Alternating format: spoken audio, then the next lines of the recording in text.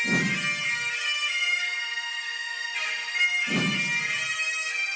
to that piece of lieutenant that's always on his podcast, bash us, him.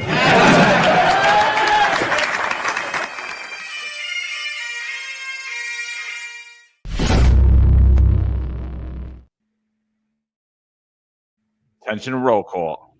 That's right. Good morning, everybody. 8:05 live Eastern Time, and of course 5:05 coast to coast.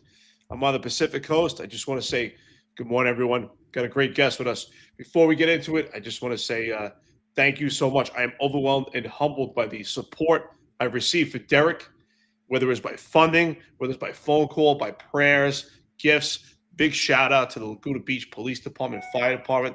They've been coming by and sending meals to my house. It's just amazing. Paul Manicone and his wife, of course, set up the GoFundMe. Susan Edelman for putting out the New York Post, Newsmax, News Nation. John, of course, keeping it going with the Finest Unfiltered crew. Thank you, everyone, the friends, the support that I have here. It's just amazing. Derek's home, receiving in-home hospice care, but he's staying strong. The fight is not over. We're not giving up. I want to thank everyone. So at this time, welcome Jonathan Fredericks, retired homicide from the South Bronx, just like myself. And welcome. Today's your day. I don't want to take away from it. I just want to get into that. And thank you, everyone, for the prayers. But Jonathan, today's your day. Let's memorialize your career. Let's get into it. Just tell us where you grew up, why you wanted to be a cop. Tell us a little bit about your childhood. Let's hear about Jonathan Fredericks before we get into it. Welcome today. Appreciate it. Well, I'm a Jersey kid, so I have no real connections to New York. I was a Jersey Shore kid. Yeah. You all like to party down there. You all like to come down to the beach. I get it. So I grew up in the Jersey Shore mostly. Keyport was the last town I was in. I bopped around a lot. My first career choice wasn't to be a cop. I was actually wanted to be an electrical engineer, and I sat at a desk for my first 2 semesters of college and said, not for me. No, it's not going to work. So then I had an interest in cooking. So I went to culinary school for 2 years. I went to Johnson & Wales up in Rhode Island. And that was a lot of fun. I worked on a couple of islands. I worked at Marco Island, Florida, Block Island, Rhode Island for a while. I did some time in Boston, all up and down the Eastern Seaboard. But, you kind of have to come to terms with what do you want? So like, it's no secret that there's a lot of drugs in the culinary world. Not my thing.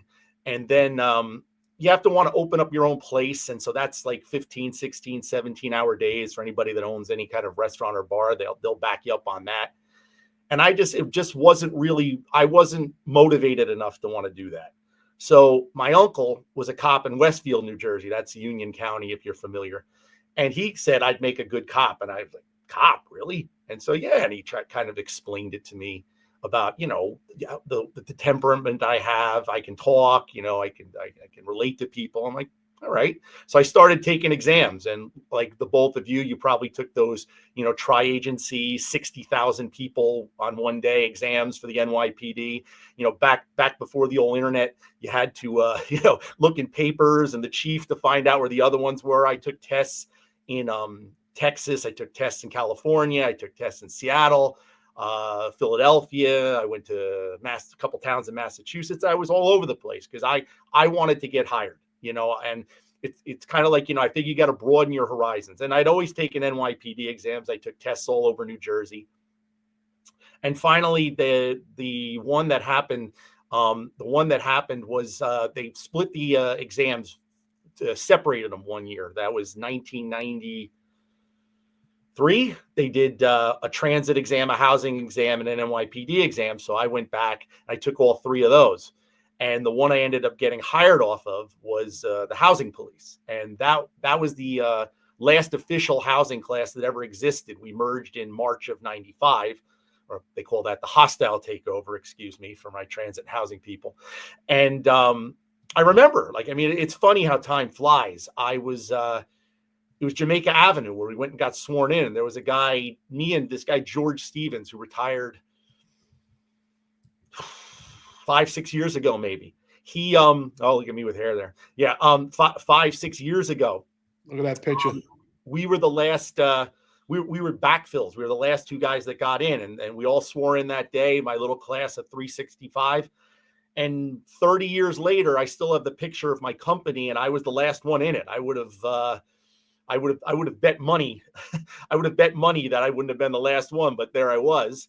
And then from housing, I get promoted in 2000 to sergeant, and I go to the 44th precinct, and that's probably the luckiest I ever was, because I was supposed to go somewhere in Manhattan North, and I guess I got bumped from someone who wanted to stay there. But the 4-4 was, it was a hook house. I mean, when I worked there, so you had Commissioner O'Neill, Commissioner Shea, Chief Matarazzo, Chief Essig, you got Chief Gill, Chief Nunez, Chief Hoffman, on and on and on and on. All these high-ranking bosses and all these guys that guys and girls that went to all these places. So it was really nice to, it was a great place to work. I did I did lots of stuff there. Obviously started on patrol. I had a couple of conditions units. Those were a lot of fun with a lot of great guys. At some point though, it got, what's the word? It got frustrating. I got tired of just going out with the guys and making a collar and walking away. I wanted to do more. I wanted to follow things through, or at least watch the detectives follow things through. You're going to hear a common theme with me, that I wasn't the one doing the work. All the credit goes to the cops and detectives that worked with me, and that's how I've always lived my career. They were the ones that did the work. I was along for the ride. It was real nice of them. But from there, I went to the 46th squad. If you're familiar with John Gogarty, a legend in there, he did 17 years and he was the squad boss up there. He's the one that was my baptism into it. And all the detectives that worked there were great. I was the robbery boss, the Bram module up there. And I mean, a lot of work. 4-6 was booming. I mean, a lot of work going on. They did 28 days, all the meetings I had to go to, all the stats, all the weekly stats and everything. Was not a slow place. It was baptism by fire, and I learned a ton. That's how I learned to manage cases and manage people and manage work. Because patrol was fairly easy. Well, to me it was anyway. Patrol was easy. From there, I go to the 44th precinct, another visit to go back there. I was playing second whip for a while. I might have had a little disagreement with the chief, and that's kind of how it went. We're good friends now, but I mean, back then Jonathan, he let me know the chief. Let me stop you right there for a second, because I want to memorialize your career. You grew up in Jersey, you got on the job, and here you are in the South Bronx. And before we even talk about your promotion, let's talk about your experience in the South Bronx. I mean, growing up in Jersey, what were your thoughts at this point? You're in the Bronx, and big change from Jersey. What were your expectations, if any? It's a funny story I tell. I had this preconceived notion of what housing was from what you watch on the TV. I don't have to describe what the picture they put on and the people that are there. So when I got there, this was like, I had no idea. I was fresh. I was moldable. And so I mostly worked in the 40th and the 42nd precinct, because that's where all the major housing was. And I know we covered other precincts at the time, but that's where most of my work was. And you realize that they're just like us. Like 95% of that place goes to work every day. They want a safe place to live. They want their kids to be able to go to school. And that was one of the most that was the first real surprise I had, because I came in there thinking it was like, 1982 war zone with like moon craters everywhere. And it wasn't like that. It was violent. It was definitely there was a lot of violence. Definitely there was a lot of bad people, bad people committing bad crimes. And this is 1995. So that's kind of like the end of the crack wars. We're right at the edge of it. So there's still crack everywhere, but it's not like, 1989 anymore. It was interesting. It's like the culture shift was interesting for me, because like I said, I grew up on the Jersey Shore. So and I grew up in a very diverse community. So it wasn't like I was like, oh, look, I'm surrounded by minorities now. It wasn't that, but it was just, it was a very humbling experience in a way. I remember there was transit sergeant that came into the gym block one day, and he talks about, like, how, you're going in there, you think you're going to go in there and kick ass and take names. Well, take off your vest, take off your belt, and go walk those hallways and see how you're going to kick ass and take names. And I always kept that in mind. Like, I wasn't a chump. I wasn't going to get talked down to, but you learn real fast to relate to people. You learn how to how the vernacular, how they talk. What's important to them is not what's important to you. Sometimes the culture shift. Like one of my favorite stories I tell people are, I don't know how I would have handled the quinceañeras that have the music at decibel 12 till 5 in the morning. That probably I wouldn't have liked that neighbor, but that was like something they did there. A lot of drugs, a lot of poverty, a lot of crime. So it wasn't. I like being busy, so I was pretty happy that I was in the South Bronx. There was no shortage of work to do. Housing was its own entity. It wasn't PD. Like I like to tell people, I know they say housing not available. Oh, well, that's what haters are going to say. But it's the exact opposite. So like, you guys, when you started on patrol, they put you in a sector car and you rotated days off. Most of the housing guys started with steady days off on foot patrols. So like kind of like almost the opposite. A housing cop wanted to get into a car and get the rotating days off. And then you wanted to go into like within housing, the specialty units were the same that they were in PD.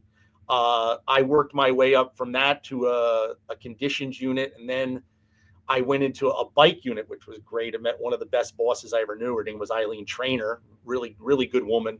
Taught me the fun part of the job. It's also where I met some of my lifelong friends that I still keep today, that taught me the underbelly of the job, the fun, dark side of the job that exists. I didn't really know that. I had no real perspective. From there, I went to SNU. And, that's collars a day, it was 16 hours, back when we were still lodging people out in Queens and ending up at the Neptune Diner at 4:00 in the morning. At that point, I was taking the sergeant's exam. And so from there, when I knew I was going to get promoted, I shifted into, I think I went back to patrol. I'm not really certain with the last part of my career. But if you really want to ask me what the difference was from New Jersey to here, it was a real culture shift. Like I grew up in a town where Sandy Hook was right there. I could just go swimming all the time, and like the beach towns, and it was a different style. It was slower. The police had a different style of policing. It wasn't broken windows like we have here. It wasn't there were some crime areas, but they weren't high crime areas like what I was dealing with. So a lot of my friends from New Jersey, when I started talking to them about, and even my cop friends from New Jersey, I got some dear friends from there. They couldn't understand when I talk about, we took 6 shootings last night. I'm like, what? I'm like, yeah, 6 shootings last night. Or like we're arresting all these guys every day, because that wasn't really the focus of what anybody in my hometown was doing. A lot of my extended family are not fans of the cops, so they really didn't want to hear what I was talking about. And like you're talking 95, 96, 97, you're starting to get the whiff of the stop, question, and frisk stuff, what we were doing, and it's making the news now, and people are starting to get angry. So that part was acutely true for me, because I've always been fairly open about people's political views or social views. Like, I just want to be your friend, and if we can have a beer and laugh, I'm good with it. But it was funny, like when guys and girls talk about how you lose friends when you become a police officer, that was very true for me. And it was very difficult on me. It was difficult on my mother for a while, because she lost a bunch of friends just because of the job I had. But like I said, I wouldn't have traded it for the world. It was I'm glad I got into New York. New York has been a godsend for me. It was great. So, John, we know you got there, but like, what before you get to New York? Like, what was your dream job? Like, you're like, all right, I'm gonna do this policing thing. Where'd you really want to go? Because you said you took a bunch of tests. Was it? I would have loved to have worked in my hometown. I would love to have worked in my hometown, and I was number 3 on that list. And they only hired 2. Then I could have worked in Westfield. I was number 2 on that list. They only hired 1. And so I had always been, my dream job would have probably been to work in a local town near where I grew up, just because I was comfortable with it. Yeah. But that was after I wanted to be a cop. Like before that, I had several iterations of what I wanted to do. I was always pretty good at math, and that's kind of why I thought I wanted to be an engineer. And it just wasn't for me, drafting, sitting behind a desk, doing plans and things like that. It wasn't what I wanted to do. Like I told you before, the cooking thing was something I still do. I'm an excellent cook, but I did like the culinary world. It just wasn't, the lifestyle just wasn't something I wanted to lead. Like right before I came on the job, I was working in a bar in New York, which has since closed, but that was like the worker bar. So like after 4 a.m, the guys and girls that worked in the industry would come there. So I made a ton of money, but I was going in at 6 o'clock and leaving at 9 a.m. to turn around. And at the time I was going to John Jay to get my degrees. And that was I think that was the straw that broke the camel's back. And so I really put my focus into, even though I know like law enforcement is unpredictable, it was a better quality of life for me in a better way moving forward. So maybe that explains it better. Like I said, like the hardest part for me was a bunch of friends and some family, not being part of my life anymore. That was difficult, and something I had to learn to deal with.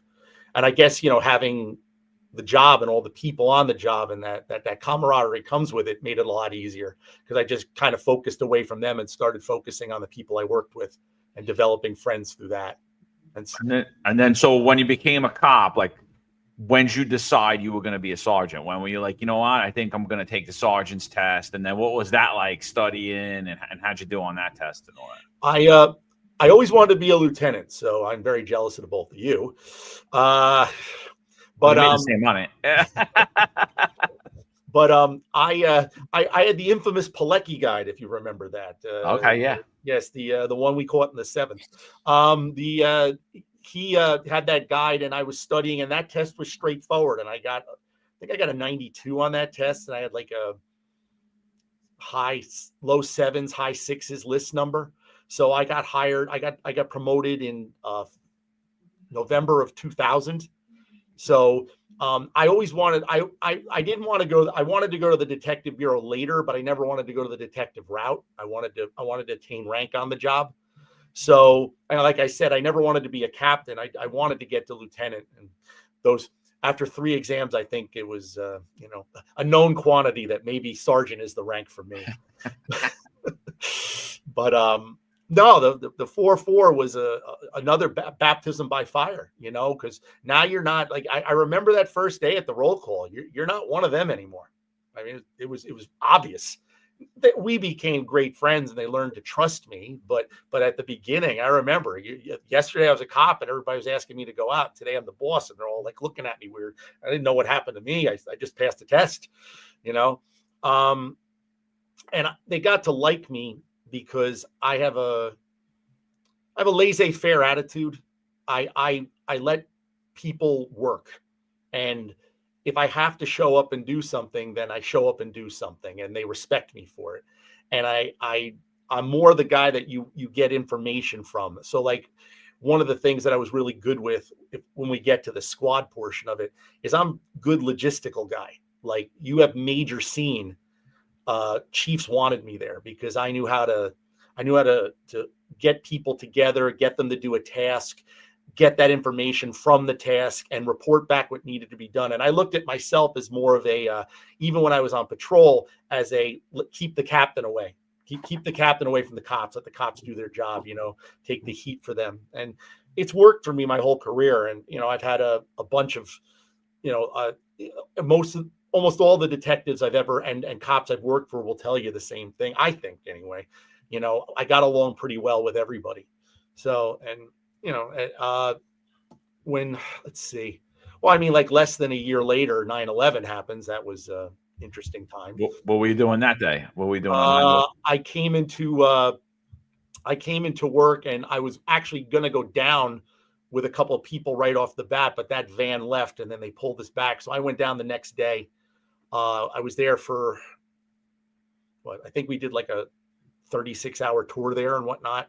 And then, I was on when I was off duty, I did the bucket brigades for a while, I don't want to say anything mean. I knew it was kind of a fruitless effort at that point, but I needed to do something. I needed to act like I didn't want to just stand on a security post. I wanted to help out. And so that was my way of helping out. And there were a lot of good people there that were, digging in the rubble, trying to find anyone we could. It changed my whole perspective on, and law enforcement, as you well know, changed after that. It got very, very surveillance. It got much more aggressive. We had lots more power right after that. It was noticeable to me. The stuff, I have good and bad about the stop, question, and frisk hotspot policing era. I'm a fan of using those tools when they're done right. But I remember those comp stats where the chief of department would be going, you don't have enough touches. And I'd look at my boss and I go, he means we got to throw our hands on people. And I said, but that's not what stop, question, and frisk is. And so that's kind of what soured a lot of the community that I dealt with on us. I remember distinctly overtime tours where, you'd have to go take the guys out, get 5 C summonses and 5 touches. And the touches are like, why are we touching these people? And that's kind of where that went south. Still a great tool if you use it right. I'm not complaining about it. But right after 9/11, all bets were off again. Like as well as I do that the whole NYPD focus changed after that. And it was then lot more into intel at that point, whatever you think. Like I really like the precinct FIOs, the intel at 1PP. I don't know. I could go one way or the other with that. But the whole idea of gathering intelligence and the whole idea of working with that intelligence was something that changed in the department. I noticed it on patrol. We were getting different types of briefings now. We had different types of focuses we were dealing with now.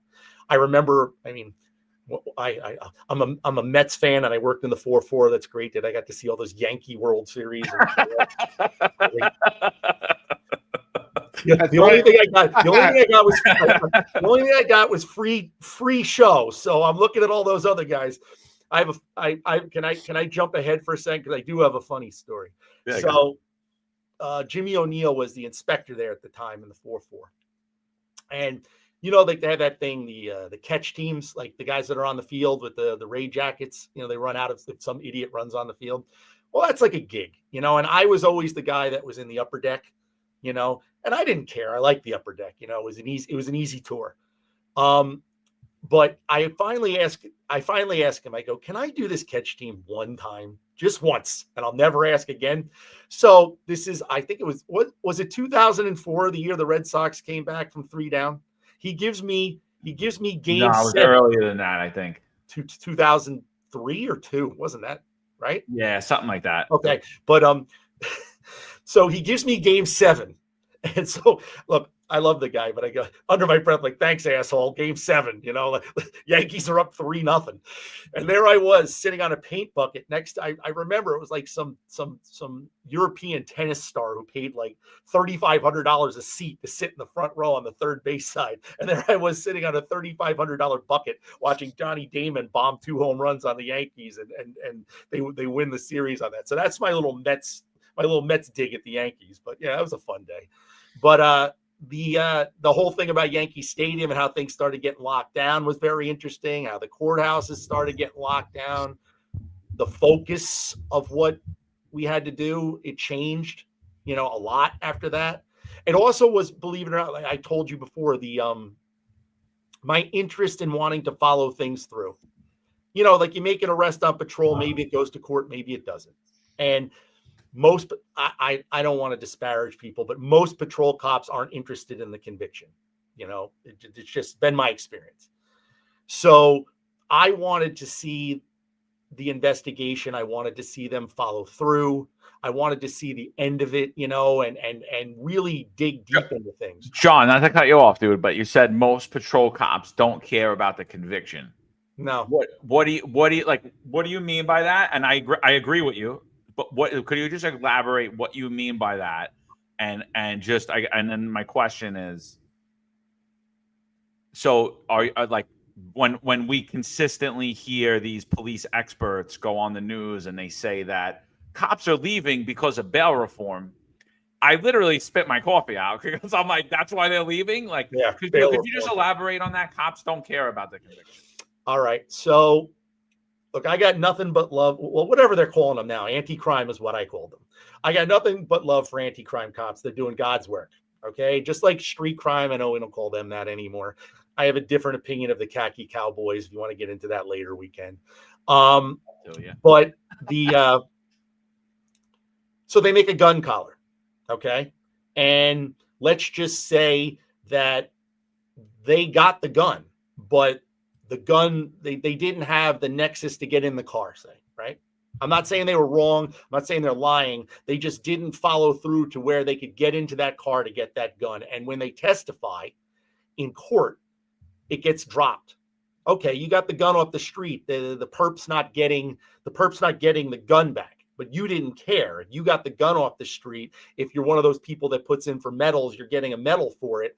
And you made, 10 hours overtime, but you really didn't care about what was going on. Look, when I was in housing and we were making trespass collars, what did I care if they fought it? I arrested them. I had probable cause to do so. And once I filled my affidavit out for that minor little crime, I walked away from it. We weren't going to court. So it's been my experience with most that if they don't know, then they're not being taught right. But like, it seems that like the focus is simply just what's the way to put it? The focus is just to get through it. It's not to get through it and get this person put in jail. And so when I got to the squad, what was the second part of your question after that? Do you think cops are leaving because of bail reform? Do you think bail reform plays in at all? No. Cops are leaving. So right before I left, they were ending that transit overtime. And that's why, personally, that's why a lot of these these detectives and sergeants with time left, because they were making hundreds of hours, but they volunteered to do that. But with these other cops, I want you to imagine, you voted for these 12-hour tours so that you could have a better quality of life. You could have 3 and 4 days off in a row. Okay, if that's what you want, you're never going to get me to do a 12-hour tour, but I mean, if that's what you want to do, then you can do it. Well, now the job would put them in they wouldn't give them the transit overtime. They forced them to do it. They wasn't volunteer. They were voluntold. And they wouldn't get the overtime on their first one or the one right before they came back. It would be dead in the middle, and they would do 12 hours there. So they're ruining their days off. They're ruining their quality of life. There's really the overtime for, if that's your focus, the overtime for arrests is not good. A lot of stuff gets turned over in patrol. I don't see the incentive to want to do much on patrol because there's so many things you can get in trouble for now. And so if they're telling me it's bail reform, yeah, that kind of stinks. Like, I mean, the lower end example of the homeless guy that goes into the CVS 100 times, that gets a little frustrating. Ink's not even dry on the paperwork yet. And he's walking out the door. But then you get these other guys they're serious criminals, the robberies, burglaries, like felony assaults, some rapes, and they're walking right out the door. And so you're sitting there like, what's the point? What is it for me? But I don't think that's why they're leaving. I think you've got a dinosaur mentality maybe at the top, and it's their way of doing things. It's just been my impression. And that particular way of doing things doesn't really work anymore. Much like, remember when how I told you earlier, like, if someone fought with me, in 1995, 96, it was on. Like you're me and you are fighting. And I'm going to win the fight. You know, that's just how it goes. Now you see these poor cops that like, okay, you know, that like the diaphragm law. I tell people all the time, how do you fight against that? How do you bring someone down? If anyone who's ever done any MMA or jujitsu knows, if you can't do, I'm not saying do a chokehold, they're illegal, but I mean like anybody who you know can't put a compression on your back or on your chest to keep you down, it's near impossible to arrest somebody, and it makes us look silly. You know, those videos embarrass me, and I know those cops want to do the right thing, right? I know they do, but they can't.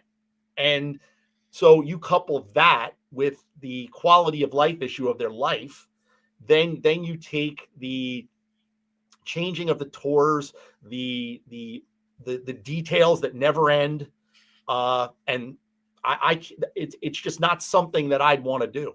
Jonathan, let me stop you right there because we've got a lot of great information. Right, we're talking about bail reform, so let's dive into that a little bit. Here you are, you're in the squad, you're in homicide. This is some, detailed cases, very meticulous, right? Especially work in the Bronx, it's very active. So since we're talking about bail reform, I agree. I think it's kind of personalized. For some cops, they're very involved in not only their arrest, but the follow-up. And the overwhelming majority are not really concerned with what actually plays out in court because it's just too busy, the volume of the job. But how did bail reform affect you working in homicide, working in this with your cases? How did the discovery laws in bail reform, how did it affect you, if it did, if any, with your cases? The discovery laws are really affected us. Very hard getting all the video that you need. Paperwork turnover is hard, especially on an older case. All right, when I was in homicide, bail reform wasn't really a thing. They weren't getting out once we arrested them. You know, they're accused of murder. But I see it in the numbered squads a lot, with a lot of the cases that they do. Like you'll get people with like serious robberies and bail reform, and these guys are back out and they're robbing people again. And the amount of work that you're asking these detectives to do, and it's a lot of work, it's a lot, and the cases just keep coming. The amount of work you're asking them to do for the marginal success of letting this guy back out or girl to rob someone again or to assault someone again, I can see where that can be frustrating and where people don't want to come to numbered squads. The discovery laws are, like I said, are huge, absolutely huge. They really, if they had to reform anything, they got to reform that, because it's going to start happening where a lot of people are going to be let go because we're not producing the documents fast enough for the defense attorney. That's my argument. I agree. I think the bail reform, of course, on its face is a disaster.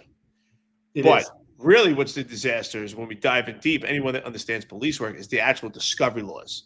Because when you make an arrest, the amount of paperwork and the time and the matter has to be there, especially obtaining video.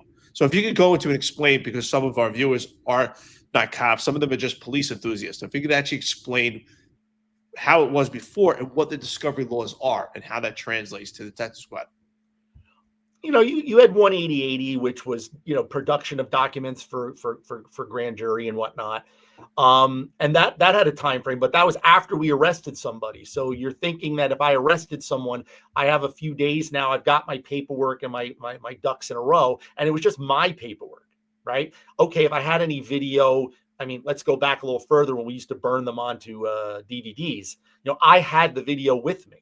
So now what you're doing is you've got every cop that was on, and I want to be fair to the technology department of the NYPD. They've done a really good job of being able to aggregate the cameras now and aggregate because the memo books, I mean, that's a little inside baseball for people that don't know the NYPD. The memo books are on the phone now, and so that can all be acquired. They all link together. They geolocate all these phones and all these radios and all the body cams. So it's a little easier for that. But like if a detective took a note, or if a detective talked to somebody and it wasn't memorialized in like the detective case folder, that can be something. There's all sorts of little little things that we do, little checks that we do that don't necessarily get into a case right away. And if you know what you're looking for, a good defense attorney can go on that. And it's because you have no time. There's just so much information now. And I can't emphasize enough, just to drift for one moment to give you what really is the problem with detective squads is, let's take the 4-6.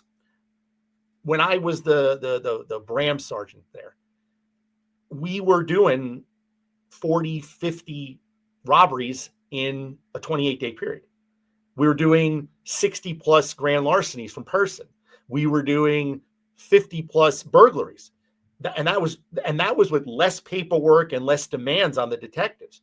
Now you've got these guys investigating, at least preliminarily investigating auto larcenies. You've got them out on lower level crimes. You've got the squad piled with cases, one after the other. And it doesn't matter how much overtime you give them. It's impossible to get that work done. And so now you have a caseload, and I'm the boss and I got to go to borough stat. I don't want to get yelled at by the chief. Right? So I'm on you to tighten up this case over here, when what you really should be doing is getting your documentation ready for your court case that's coming up tomorrow. And if you don't have that ready, now you're dealing with discovery laws and discovery problems. And now if you have so in the case of a homicide, we work in conjunction with numbered squads. So if we have, and I'm not disparaging anybody, I'm just giving you an example. If we have a lazy detective in the numbered squad, well, guess what? We're not getting that paperwork. And now what are we going to do? Now I got to track down another detective. What if the FIO who wasn't part of this did something and didn't put the paperwork? I got to track that person down. And it's on and on and on. The bigger problem with us today is discovery laws. Bail reform screwed up the city. And I'm all on board with. I was a big fan to keep people locked up. Like I said, I came on in 95, and I remember Bronx Central booking, and you waited hours to get your prisoner lodged, because everybody was arresting everybody. And that was a good thing because it kept bad people off the street. And so the crime rate went down with that. This bail reform, letting them back out, that's more of a social issue. The discovery laws with the cops and with the detectives are the real, in my view, the internal problem that's going on. So that'd be my opinion. If that explains it better. So while we're speaking about this, I just want to bring this up to the screen because it came up yesterday. Tiffany Caban, Democratic Socialist City Councilwoman, there was a budget hearing yesterday for fiscal year 26 for the NYPD. Tiffany Caban weighs in on the NYPD has asked for tweaks to the discovery law. So I just want to play this little exchange between her and Tish, and then I just want to get your thoughts on it. So this is her, the NYPD, saying how much of a problem discovery law is, because we're literally not even getting cases to the prosecution. So bail reform comes in after that effect, right? When somebody is arrested or somebody is convicted, right? Bail reform prior to the conviction on the arrest while they're awaiting pretrial detention. That leaves repeat offenders out on the streets. But discovery law is actually making it where these people are never even held accountable. So you have repeat offenders that aren't even being charged, because if the requirements for discovery law at the volume that we have in the NYPD and in New York City, if they're not being met, that case is just dropped and that person's out on the street and will never be held accountable for that crime, meaning that victims don't get justice for what happened to them. So this is Tiffany Caban. This is an exchange between her and Police Commissioner Tish. Here's my second question. Are you aware of legislation introduced at the state level that would provide prosecutors with direct access to police evidence? It's actually S613, in the Assembly is 825. What's your position on that bill? I'll answer the first. Oh, wait, I'll do it. I am aware of that proposed legislation, and my feedback on it is that does not and will not move the needle, because as the prosecutor's offices know, they already have direct access to the major systems that they use or they require for discovery purposes. Among them, they get all their case files from our detectives directly. The detectives, when they finish their DD5s, they press a button and it sends it directly to the prosecutors. Same type of thing happens with our body cameras. So We is are there harm having- in allowing that direct access? Do you support that bill or do you not support that bill? That's I am interested. We are facing a surging recidivism crisis in New York City. I am not interested in half measures or window dressing. I am only interested in things that are going to move the needle. And my feedback on that bill specifically is that it's a distraction. It will not move the needle. And that is because our prosecutorial partners already have direct access to the vast majority of data that they use and produce. And if I may just follow up on that. So, John, what do you think about that? So now she says the exchange prior to this was that there were tweaks that the police department wants for discovery law. They want common sense things, and now Caban is pushing this other bill saying, well, we need direct the DAs need direct access to detective cases. Is that an issue in your opinion? And how you feel Jessica Tisch did? Tisch is in the right on this one. Tiffany's talking about minor tweaks to a system. She's right. We already do have the ability to share cases. Like there's a share case function that sends it right to the relevant district attorney, the whole case file. Anything extra like notes or whatnot that you have to scan in might be something different.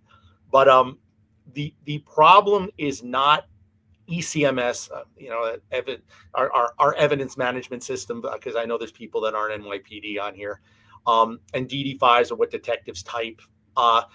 That's not a problem. That's easy to share. Whether the detective types those DD5s is another one, but that's easy to share. The rest of the video collection, the external evidence, say something from crime scene, say any extemporaneous other units that were involved. That's where our discovery law problem comes in. The whole idea of giving DAs direct access to cases, I don't think anybody, even in the detective bureau, is a fan of. That's a recipe for disaster that a DA can just poke in. They should have access to a case when we have probable cause and we're sending it to them, not prior. I think that's one of the bigger arguments that's going on. It's kind of like certain homicides that we used to investigate, we would restrict access to, like in the major ones, because everybody and their mother puts their finger in it. And and leaks, the DA's office might want to leak a certain way, and they're not responsible to us. So or like my own personal thing, and I don't like to complain too much. Believe it or not, the Bronx DA's office is quite good. As far as most of the DA's offices go, the Bronx is good. But we had real problems with our child abuse squad and their ability to bring cases forward. And I would not want them having direct daily access to anything that we were doing regarding homicides. And I'm sure special victims or someone in special victims could speak more to that, about how they might want their case files. Another issue with DAs is because who's the one downloading it? So is it the actual DA, or is it a tech that's working there? Because in those particular case files might have information we don't want out. There might be information about victims that we don't want known, or people that we interviewed until we're ready to present them at trial. And giving any outside agency direct access to somebody I don't agree. So I'm with Tisch on that one. So what you're saying is that further collaboration, which I agree. I mean, there's a dichotomy between police work and what actually happens at the DA's office. You're saying that if they actually could tap into these cases, that they could actually compromise the case. And I think that's a great point that you actually solidified. And I agree that validates that it's just too much probing by what city council wants. There's a complete dichotomy there. Exactly that. We have to establish probable cause. And there's a dichotomy between probable cause and actual conviction at court. I do have to push back on you, brother. I didn't find that the Bronx DA's office were as on board as you said. I found a lot of opposition. But, I mean, listen, we all have different experiences. I think that's great. So going further with those cases, what is usually the timeline in allowing the DA's office to probe these cases? Obviously, with the DA's, with discovery laws, how it's pressing time. But typically, how do you collaborate with that? How do you say, okay, this is the time, I'll let you look at this particular video? Is there a structure to it, or it's a case by case? I guess I full disclosure here, I'm quite spoiled. The Bronx Homicide Squad, the DA's Homicide Squad, the best. Christine Scatia, unbelievable collaboration, unbelievable work. We share a lot of stuff with them, like we do. So like we're in constant communication with them because of the nature of the crimes that we were investigating, and very collaborative. I had problems with other bureaus within there. I've never had a real issue with when we've reached out to Darcel Clark. She was always very accommodating and usually helped us out. So I maybe had a different opinion of it. But as far as like our cases, like some of our cases are very sensitive, and it's best to just keep that circle of people who know about it small. Yes, I know you're going to have to tell executive management in the NYPD what's going on. You're going to have to tell your borough commander what's going on. I'm not secret squirreling anybody here. I'm not doing that. But the whole idea of sharing all of this information in real time when we might still be investigating something, a lot of, like, as well as I do, a lot of leads don't pan out. And so as Jen Psaki says, to circle back, Eric says it too. So I have been busting him for saying it. But so I used to call it, when we'd show up at a homicide, there would be a group of executives over here, like, from various places. And I call it like a Joker circle, because they all had their ideas and they all had their theories. And they'd want their theories put in. Like, my job was to kind of block that the best I could. Now, I'm being fair. I once again, I also dealt with really great bosses in Detective Bureau Bronx all the way up the ladder. So, like I said, I'm kind of spoiled. I really am. I did not have a bad time with them. But the whole idea of, now you've got, say you're investigating a portion of a case, and now you've got somebody on the outside that maybe doesn't know all the nuances of what you've gone through, sees something in the case and has their theory, and now they're stuck on that theory because they have access to that right away. Whereas we can keep, like within us and the numbered squad or whoever is investigating right now, we can investigate, we can keep that case to us and release the information that needs to be released to the relevant people, but we control that information right now. And if a case goes another way, or a case has a different theory, or we thought it was this and now it's going this way, at least we have the ability to adapt and move on those cases. Once you start adding in the Bronx DA's office, it's only a matter of time before other city agencies want in on it too. Like once you open that door, there's going to be other people. So like you have a case involving a child that happens to live in the apartment. Well, why? What about ACS, right? Why can't they see the case? You have something that involves maybe somebody in another city agency, like maybe a sanitation worker. Why can't the Department of Sanitation see that? And that's what I think. I'm a big slippery slope guy. That's what I think would happen if we start allowing all this stuff. But Tish is right. The way to make the case stream better is to reform the immediacy for the discovery laws and allow for what's the word? Exceptions. Most of these cases that people do, most of the cases in numbered squads, most of the cases that we do, we have all the information when we're ready to go. When we go probable cause and we arrest somebody, we're ready to go. We have the information. But there are cases where you have, like I said, multiple agencies involved, multiple officers. Think of big scene, multiple officers involved, multiple cameras involved, and that takes time. That takes time to get that stuff. And if you're going to tell me if you're going to tell me that we're going to drop a case because I didn't have the video from 252 cops I didn't even know were there, I mean, that's a big deal. And it causes a lot of pressure on everybody else. All the other people that are forced to document this stuff, all these other people that have to produce these documents. And it's a mess. And so I guess the best laid plans, the best good intentions people might have.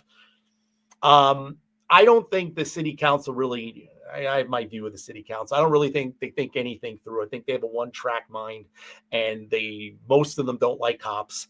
And so anything that makes the police job harder, or anything that makes the police job more difficult, or something that's going to help their community a little bit more, is something that, at least in their view, help their community a little bit more, is something they're going to go with. So I don't really know what can change. Listen, like they when you talk about bail reform and the basis of bail reform, I agree with it, right? Like, poor people shouldn't sit in jail because they don't have money, right? For minor crimes, 100%. But they took it way over because they don't understand the laws that they're passing. No. And then when you talk about discovery law, again, like you said, the road to hell is paved with good intentions, right? What's that good intention? We hold true to the United States Constitution. What is that? The right to a speedy trial, right? So, and should you be sitting in jail for 3 years because you have some detective who takes three hours to wipe his ass every day on the ball while he's on overtime, and he's dragging his feet on getting your discovery over to the DA? No. But again, they take it, they write these laws in, and they write unreasonable laws that can't be adhered to. And then what happens? Cases go by the wind, and then who ultimately loses out? Victims, right? So there needs to be like reasonable constraints in there. And the other thing is, like, you can't give agencies, the DA's office, CCRB, anybody, you cannot give them access to things, especially confidential access to things, because they're going to leak that to the media immediately. And there's only going to be one person holding the bag for that, and that is the case detective or whoever else accessed that case. Now, listen, I'm not saying, we all know that the NYPD is not perfect, especially the closer to the top you get. Then you see the corruption, you see the flouting of the rules, you see people with low integrity that you can't trust, 100%. But down at the bottom, the detectives, the sergeants, the lieutenants, they're held to the highest standard.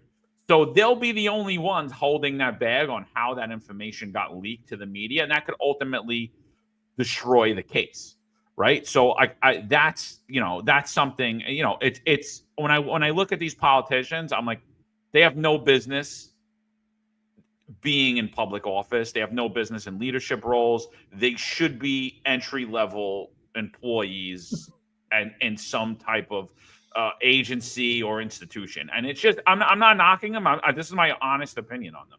They're great entry-level employees. Like, if they went to go work, and they tell it to us all the time. Yeah, maybe Tiffany Caban should be an entry-level employee in a McDonald's or in a Wendy's. Like, she's not suited for city council. I'm sure she was a horrible assistant district attorney. I'm because her political ideology gets in the way of reasoning. And it's just not a good look. So, John, we had a question for you from one of our audience members. He asked, what was the best command you ever worked in? And I'm going to follow that up with what was the best time in policing for you? You did 30 years on the job. What do you think was the best version of the NYPD throughout your career? The best version of the NYPD. Well, the most fun I had was a little run I had from like 2002 to 2005. That was a good time. I really enjoyed the group of guys I was working with in the 4-4 precinct. Best command. I couldn't do that.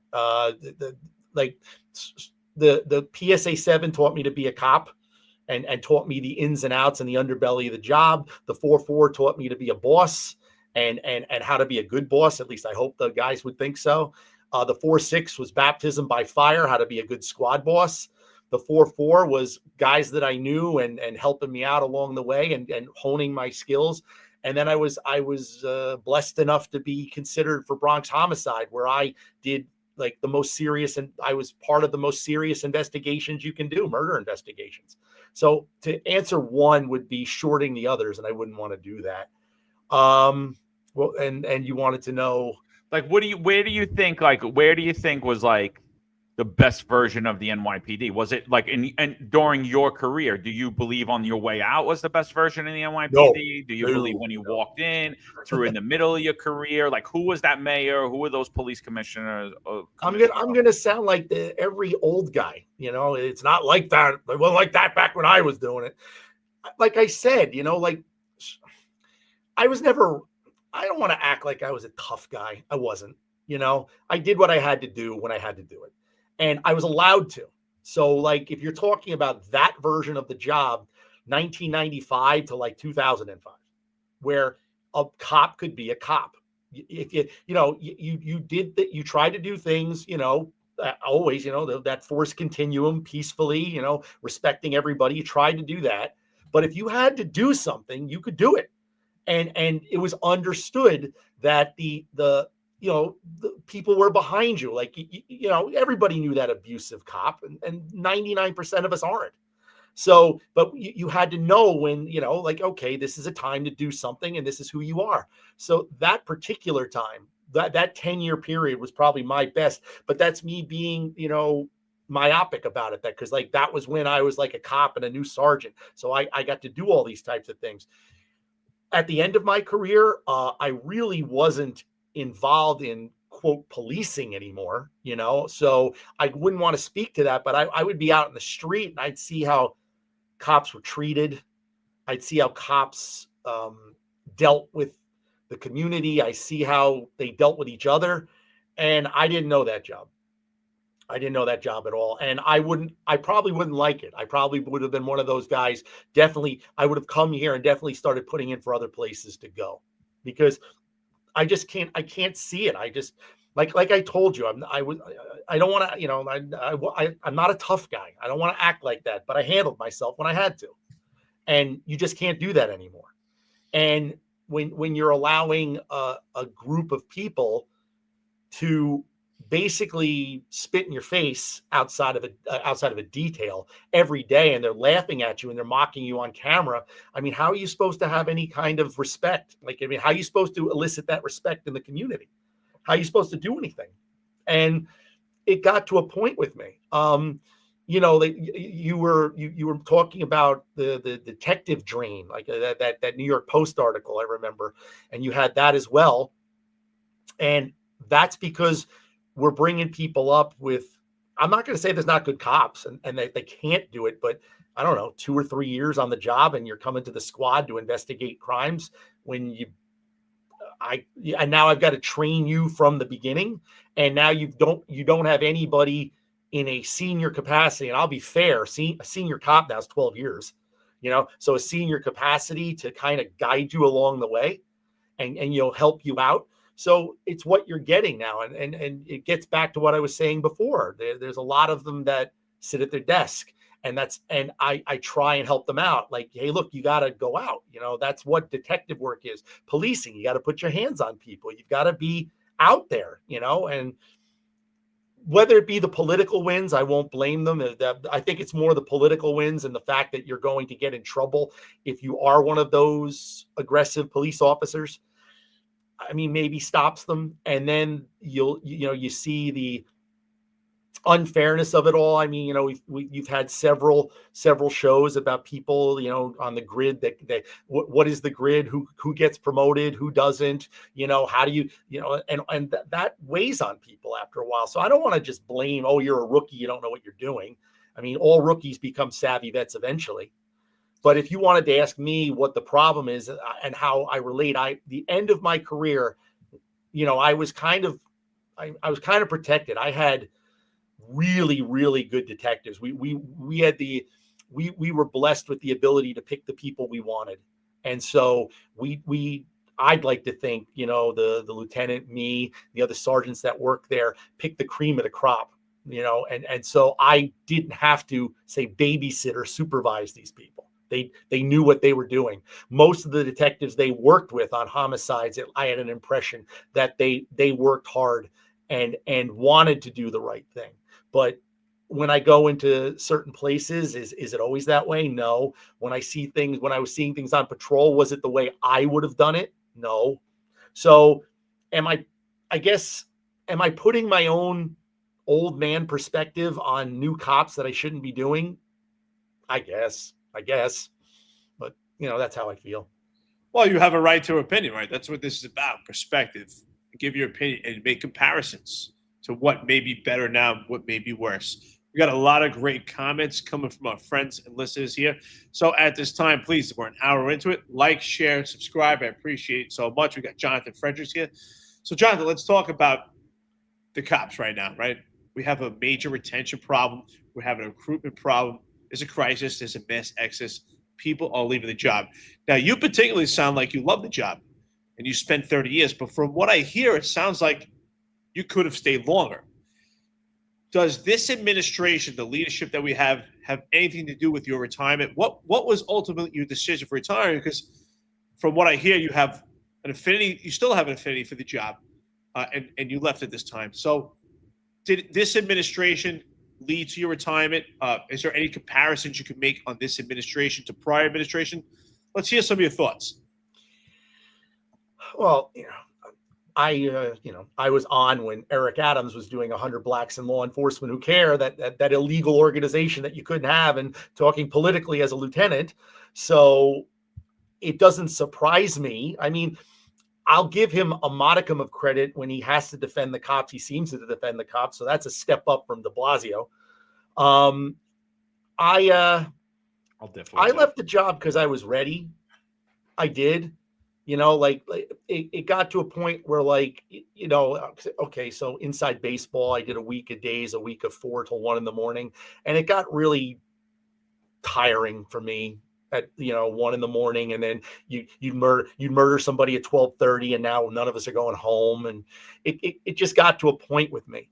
The job, I found myself going out and not with my guys, and here I am, old man again, not with the senior guys I knew in the numbered squads, but some of the people that I didn't recognize, and I was going out. It was like I had to teach more than I was in, like, supervising, say. And I just saw Rob Lukács put up, the senior cops retired, and those were the guys that were supposed to teach these people. Those are the guys that are supposed to give you the real deal. I grew up in the era where you didn't call a sergeant. You called a sergeant when, you had something that he had to come to, or she, I mean, and you never bothered a lieutenant. You never bothered a lieutenant. So I think, I came on I came on with the end of Giuliani and into Bloomberg. Giuliani was, it's unfortunate. I guess he's got some sort of mental issues now, but he's the best thing that ever happened to New York City. New York City would not be here without him, Bill Bratton, and Jack Maples. Say what you want about them. All right. They're the ones that brought the city back. So if I was going to say who's the best, it was probably them, even though the zeros that they gave us in contracts, but that's another issue. Controversial opinion, the chief who brought the Detective Bureau out of its infancy was Phil Pulaski. Crazy as a Mad Hatter, but focused and brought us into the electronic age and sharing of information, made it a lot better. So that it, it wasn't bad with him. I like I said before, I've had the privilege of working with a bunch of really good chiefs, so I'm not singling one or any of them out. The mayor I worked for the most was probably Bloomberg. He was good to cops. He kept a lot of the policies that worked in the city. He seemed to defend the cops when they deserved defending. So I guess if I was going to ask what was the best administration, it was probably him. But now, no. I mean, you go from that to all these protests, the COVID lockdowns, which was a joke. I mean, I went to work every day. The Bronx is the hottest hot zone in the world, and watching how all the numbers get jived together and all the stuff they were asking cops to do, which took away from our morale and took away from the goodwill that we had in the communities at all. BLM protests, all the things going on with that, how they tolerated that, how they put us out there. That I feel there was an upper administration that hung us out to dry. That was kind of where I started getting a bad taste in my mouth. And I was glad that I was off. I liked the street, but I was glad I was off the street. I felt for all the patrol cops at that point and what they were asking you to do. And then, mysteriously, once you start doing it, now you're in trouble, which is my advice to all the khaki cowboys, that those four horsemen are coming for you. It's coming, and they're the management that puts you up there is not going to back you up when it comes down. When those lawsuits starts happening, you're going to see. But they're done already. I mean, I'll put the clip out later. I don't have it up ready to go, but they're done. I mean, if you guys think that Eric was talking about they had recently had like an all-in with all the khaki cowboys and 1PP where they did the scene from Wolf of Wall Street where we're not leaving. I'm not leaving. They're leaving. I mean, go watch that city council hearing. Jessica Tisch basically said it in the meeting, like CRT is gone. Yep. So that won't be there. So John, like this show's all about perspective. And so a lot of people are beating you up over the comment that the Bronx DA's office is good. And I just want to say, it makes sense to me that you would say that, because what I say all the time is, it's not the higher crimes you never have to worry about. So you're in homicide, obviously. Those are high profile, high media events.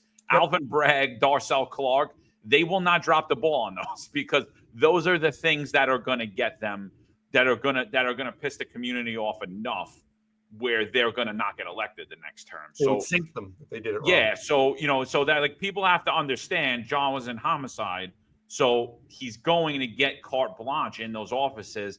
It's the lower down crimes that affect our lives more. And that's why broken windows work. That's why quality of life work. And that's where New York City's failing tremendously. When they're talking about repeat offenders, they're not talking about guys that murdered somebody. They're talking about people that are robbing from your car, your home, robbing people. That's what they're talking about. They're not talking about murderers. So that's what it was. But I'm going to push back on you when you say Eric Adams defends the cops, because to me, he's the worst mayor that I've ever seen in New York City history. And I think when we look back in 20 years, I think I'm going to be able to make a case of why he was.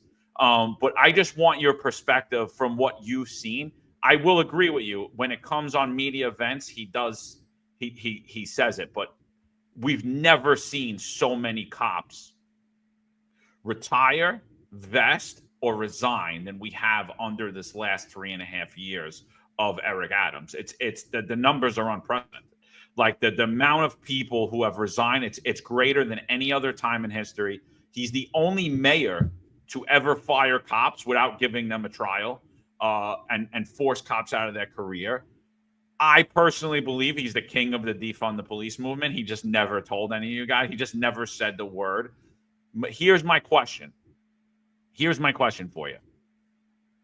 Was the police department better managed under Bill de Blasio or Eric Adams, in your opinion? It's your opinion. I will not beat you up either way. I'm just curious. Better upper management. Yeah, and not that Bill de Blasio was a better mayor. My comparison to Eric Adams is he was better than Bill de Blasio. My opinion. Bill de Blasio was the worst mayor I've ever seen. See, Dumb- I dumb- totally like disagree. dumb tree I stump is totally all it was. disagree because I go on not what they say, Mhm. on what happened, and that's why I'm asking that. Yeah. Was New York City a better place under Bill de Blasio or under Eric Adams, or is it currently a better place? And was the NYPD better under Bill de Blasio than it was on Eric Adams? And that's how I judge if you're a good mayor or not. I don't give a shit because they all do this. Like, Bill de Blasio is a gawky, ugly dude. It's hard to like, Adams is like a little better looking, short, runty guy with a sharp mouth, and he's funny. So he's more likable. You know what I mean? He's definitely more likable than. But what my question is: was New York City a better place? Was the NYPD better managed then? And that's why I say that Eric Adams, I believe, is the worst mayor. So, it's your opinion. So, like, what do you think about that? Was New York City a better place under Bill de Blasio, or is it now? Was the NYPD better managed under Bill de Blasio, or now? It's like a boxing match. It's going to be a split decision with me. Yeah. The NYPD was better managed under de Blasio. He had better executive management. Just did. Okay. So for Eric Adams, Phil Banks, the unindicted co-conspirator, is running the police department. Caban and Cone Sofrito. I mean, and promoting up a first grade detective who's got 58 CCRBs. Was it like 58 complaints against him? Who's never managed a thing in his life. So you don't think Kaz Daughtry was a good appointment? I got a lot of CCRBs. I could go on for days. But so now he's the deputy mayor running things. So police management, it was better under de Blasio. And I'll give de Blasio a modicum of credit that he left the police department alone. Eric Adams does not. So if you're asking police department, Bill de Blasio was better for the police department. If you're asking the city, the city was much worse under Bill de Blasio. I hated working during that time. We all turned our back on him at a funeral. That's how bad it was, and all the dopey stuff he was saying. But the cops all stayed. I never thought about leaving the job under Bill de Blasio. No, neither did I. And 10 wasn't the new 20. You know what I mean? And 25 was the new 20, if you remember, under de Blasio. I think what happened was you started getting majority. There's little inside baseball stuff again. You started getting all those tier threes. Like that they had the different way they could retire. Now they got to do 22 years. That all these rookies, and they're voting for, like, under Adams, they're voting for all these the 4-day work week, which is what I was talking about before, or the 12-hour tours, excuse me, and the extra time off. It's just a different breed of cop. And so now the one thing I've noticed is there's not a lot of cops that want to do overtime. Like, that's not a thing for them. It's like a quality of life thing with them. So you're telling a cop that does not want to be here, wants to do his 12 hours and go home, that now one of the days off that he's supposed to have for his quality of life, at least one, he's got to come back in and stand on a transit post in another bureau for 12 more hours. Or while they're on the job, all the little administrative and job-related operational things they have to do. I mean, and now you're looking, money's part of it. Okay. I didn't take the police job to be a billionaire. So I knew the NYPD wasn't going to be the end all be all of, me living a lifestyle of being rich and famous. What it did give me the opportunity was to save money, which I did. I tell people that all the time, and make the job work for you. Because the NYPD, the one benefit of it is that all right, I know we've had talks about hooks. I've about hooks before, where people can and can't go. So I'm going to be pie in the sky here. There's a niche for you in the police department. You want to do prints, you can go to Leighton Prints. You want to go to fire, you want to shoot a gun, you can go to the range. You want to do narcos there for you. You want to do community affairs. So that's the benefit of the NYPD. But what I think they've done, and the reason everybody's running for the hills, is because they've made this job so unpalatable by the oversight. They made this job so unpopular outside of here by the rhetoric that they use and the laws that they pass, and just the way you see people being managed, and why people are, and you see how these cops are being treated. Like, you can see that now, and then you get the myriad of scandals involving our upper management and the mayor's office. And why would people want to stay on here? I'd want to get off as fast as possible. You're right. I was going to leave in 20, and knowing full well I had to get another full-time job, but I didn't mind doing 30. It was and Eric is right. I probably if I could have, just gotten better at, handling 4-to-1s, at my age, I probably would have stayed on a little longer. But it was, everybody knows when it's just their time. And a lot of these guys it's just not worth it to them. They're better off, doing like a remote work from home job. A lot of these other police departments that pay more, that have better quality of life, are looking for people. They're looking for cops everywhere. So the NYPD isn't like this gem anymore. It's not like something, like we still have the reputation, we still are the ones that bring about change in policing. Everybody's looking to us for the new technology. Everybody's looking to us for the new way of doing things. That's still the same, but it's just, I think they're leaving because it's not money, it's quality of life, because you can make money. If those guys want to make overtime, they can make overtime. There's no shortage of it.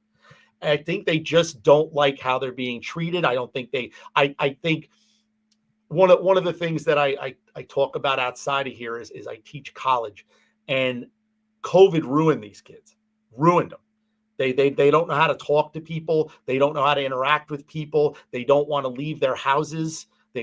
Everything's online. They just want to look at a computer all day. And now you're asking that whole group of people that don't want to do that stuff. Now they're out in the street. Now they have to interact with these people that don't like them. Now they have to interact with these bosses, or telling them things that, that they don't want to do, when they haven't had to deal with that for how many years now. And so I think there's a social issue at play. There's a operational issue at play. And there's just the general nature of the job, why they're running for the hills. That's what I think. Well, Jonathan, you got a good shout out here on from one of our friends that listens to the podcast, somebody who knows you, Elko Key 2470. I don't know if you know who that is, but that's their handle here on the podcast. Says, "Hey John, great to see you on the podcast. My PSA 7 brother." You know who it is? Former housing. Oh yeah, outstanding. I mean, listen, I think you're. I think they've Well, got yeah, it installing. In a sense that if you, I don't have installing with me, but I'm on some Wi-Fi here. I'm good. So, oh yeah, I know Hector. Obviously, working in homicide, you have prolific cases. You have great contact with the DA's office, and definitely, I think there's a definitely different form of contact and how the job treats you. These are high-profile cases, as John said, which I agree. Do you think the job would be different for you? Do you think you would view it different if you were working in a different capacity? If you were in a patrol command or a numbered squad, do you think you would view the job differently at this point when it comes to management, the administration, if you were in those positions? I mean, what are your thoughts on that? Like I said, I'm spoiled. We used to say we worked directly for the chief. It wasn't unusual for the chief, the chief of detectives, or our borough chief to call us all the time. It wasn't unusual for us to be, on the phone with like executive management everywhere. We basically supervised ourselves. We didn't, it was self-motivation. That's the only reason you got there. You're putting me on patrol again, and I'm dealing like, I don't want to say anything bad, but I'm dealing with rookies who don't understand that, like, this is a paramilitary organization, and there's things you're going to have to do that you don't want to do. And there's places you have to go that you don't want to go. And I don't know how I would deal with that. Like, it was just a different era. Like, I told you earlier, like when I was a cop, you called the sergeant when you had a collar. That was it. You didn't see a boss, a lieutenant, a captain. What? Now you get captains showing up at robbery complaints, telling you what to do. It's another reason no one's really getting trained, is because we're all so scared of the 7 majors and CompStat that everything has to be goes through 10 levels. A cop doesn't realize how to do anything. That wouldn't be my way of doing things. When I was a sergeant on patrol, I remember I would come to scenes and it would be there'd be a rookie there, and they'd be looking to me to tell them what to do. And I go, well, what do you want to do? What do you think you have to do here? And that's how you learn. And it's just not that way anymore. The overuse of, cameras have saved more cops than they've hurt, but the overuse of the cameras, the micromanaging of what bosses have to do, because that's my perspective, basically. The micromanaging of what cops have to do, like just not letting them be who they are. I don't think I could do that. It would probably sour me. I probably would have soured a lot earlier than I did. I admit I was very well protected where I was. That at least from that part of the job, you still had headaches, you still got yelled at. That's the job. But it was a much different atmosphere. So if you're asking me if I was on patrol, would I have had a different perspective? You're correct. I probably would have. So we got a retired detective, Mike Fioria, on here. He was asking, what do you think about detectives doing menial tasks, transit posts, doing all out, standing on foot posts, and how did that affect you guys at all in homicide? And what are your overall thoughts on that? Is that a good use of resources? Is that something that should have happened, or is that just happening? Well, you don't know, obviously. But from your perspective, how'd you look at that? You seeing first grade detective standing on a transit post? Like, what are your thoughts on that? If a first grade detective volunteers for the overtime, that's not what we're talking about, then fine. That first grade detective can do that. I don't think any detective should be standing on a foot post. There should be something to that. You were also talking about the specialist shield. That I'm not a fan of a specialist shield. I think they should have made a higher ranking cop and differentiated a detective shield from a police officer. But no, I don't think any detective should be standing on foot posts. A detail, all right, like New Year's Eve, I get it. But like any other post like that, no. There's so much work that detectives have to do now, especially in numbered squads. There's so many things that they're required to do now. Like there was a point before, I think it was also Michael talking about some CompStat, kind of like the worry of CompStat and how we played a CompStat, and that alone adds so much work to a detective's case. Where's your I'm doing inside baseball again. Where's your cross cue? Where's your MTA bus check? Where's your back? Where's your e-justice check on this guy? And none of it has anything to do with the actual investigation of a case, but it all has to get done out of the fear that, they're going to look at this guy's case who hasn't done anything. Now, I've been to CompStats, to be fair, where there are certain detectives that didn't really do their job. Okay. And the boss got hung out to dry for it. So I understand that. But if you want, the other little dirty thing about detective and detective work is, and part of the reason the job, to me anyway, isn't the same. I liked the proactive policing. I liked being aggressive and going out there and, taking it to the people that needed it to be taken to, get them off the street so that they can't commit crimes. Detective bureau, just think about homicides. The guy's already dead. So I'm glad that we solved it, but did that stop the problem of the guy being killed? No. When the Bronx robbery squad was down the hall from me, and they get case after case after case, pattern after pattern after pattern, and they solve them. And then these guys are taken off the street, but they've already robbed 50 people. And then let's go back to bail reform. And some of these guys are getting out and they go back to robbing again. So I don't, the bigger problem for detective bureaus is the amount of things that have to go into case that aren't really relevant to a case because we have a checklist and everybody has to play to the checklist. The other side of it is we stop being proactive. So now all of these cases that probably would have been solved by simply arresting someone and keeping them in jail, because, if they're not in jail, they're not committing a crime outside. All of these guys now are falling to detective bureaus to solve these cases. So the caseloads go through the roof. Average detective, probably when I was in like the 4.6 Ram, was maybe they caught 250, maybe 300 a year. I hear stories about detectives now catching 500-600 cases, and even the nonsense ones, like garbage ones, they have to do this full workup on. Oh, it's silly. Like the city wants a window dressing. They want the perp walk. They want the person taken off the street. But that didn't stop the crime. What stopped the crime was the broken windows that all of us were part of, and the hotspot policing. That's what stopped the crime. The locking these people up for jumping a transit turnstile and keeping them in. All of that stuff is what did it. That's one of the bigger frustrations that a lot of detectives talk about. They can't openly say it because, you don't want to run foul, but you can't give a guy 600 cases a year. You can't, and expect that person to investigate those cases fully to the CompStat level. You'll never go home. And that goes back to the quality of life cops that don't want to be here all the time. So it's like it's coming at you both ways. So. Jonathan, I got a question for you. But before I do, Jesse James, shout out to you. Coffee Donuts, $4.99.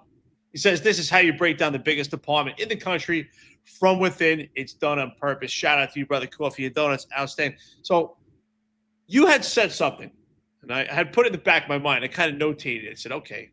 Because I had asked you, to me, it seems like you have a real affinity for the police department. We all love the police department. We love the job. That's why we talk about it. We don't like the version that we see now. So I said to myself, here's a guy who left for 30 years that you probably could have stayed till they kicked you out and you aged out because you're in the homicide squad. Obviously, you have passion for it. You're into it. You're very intelligent.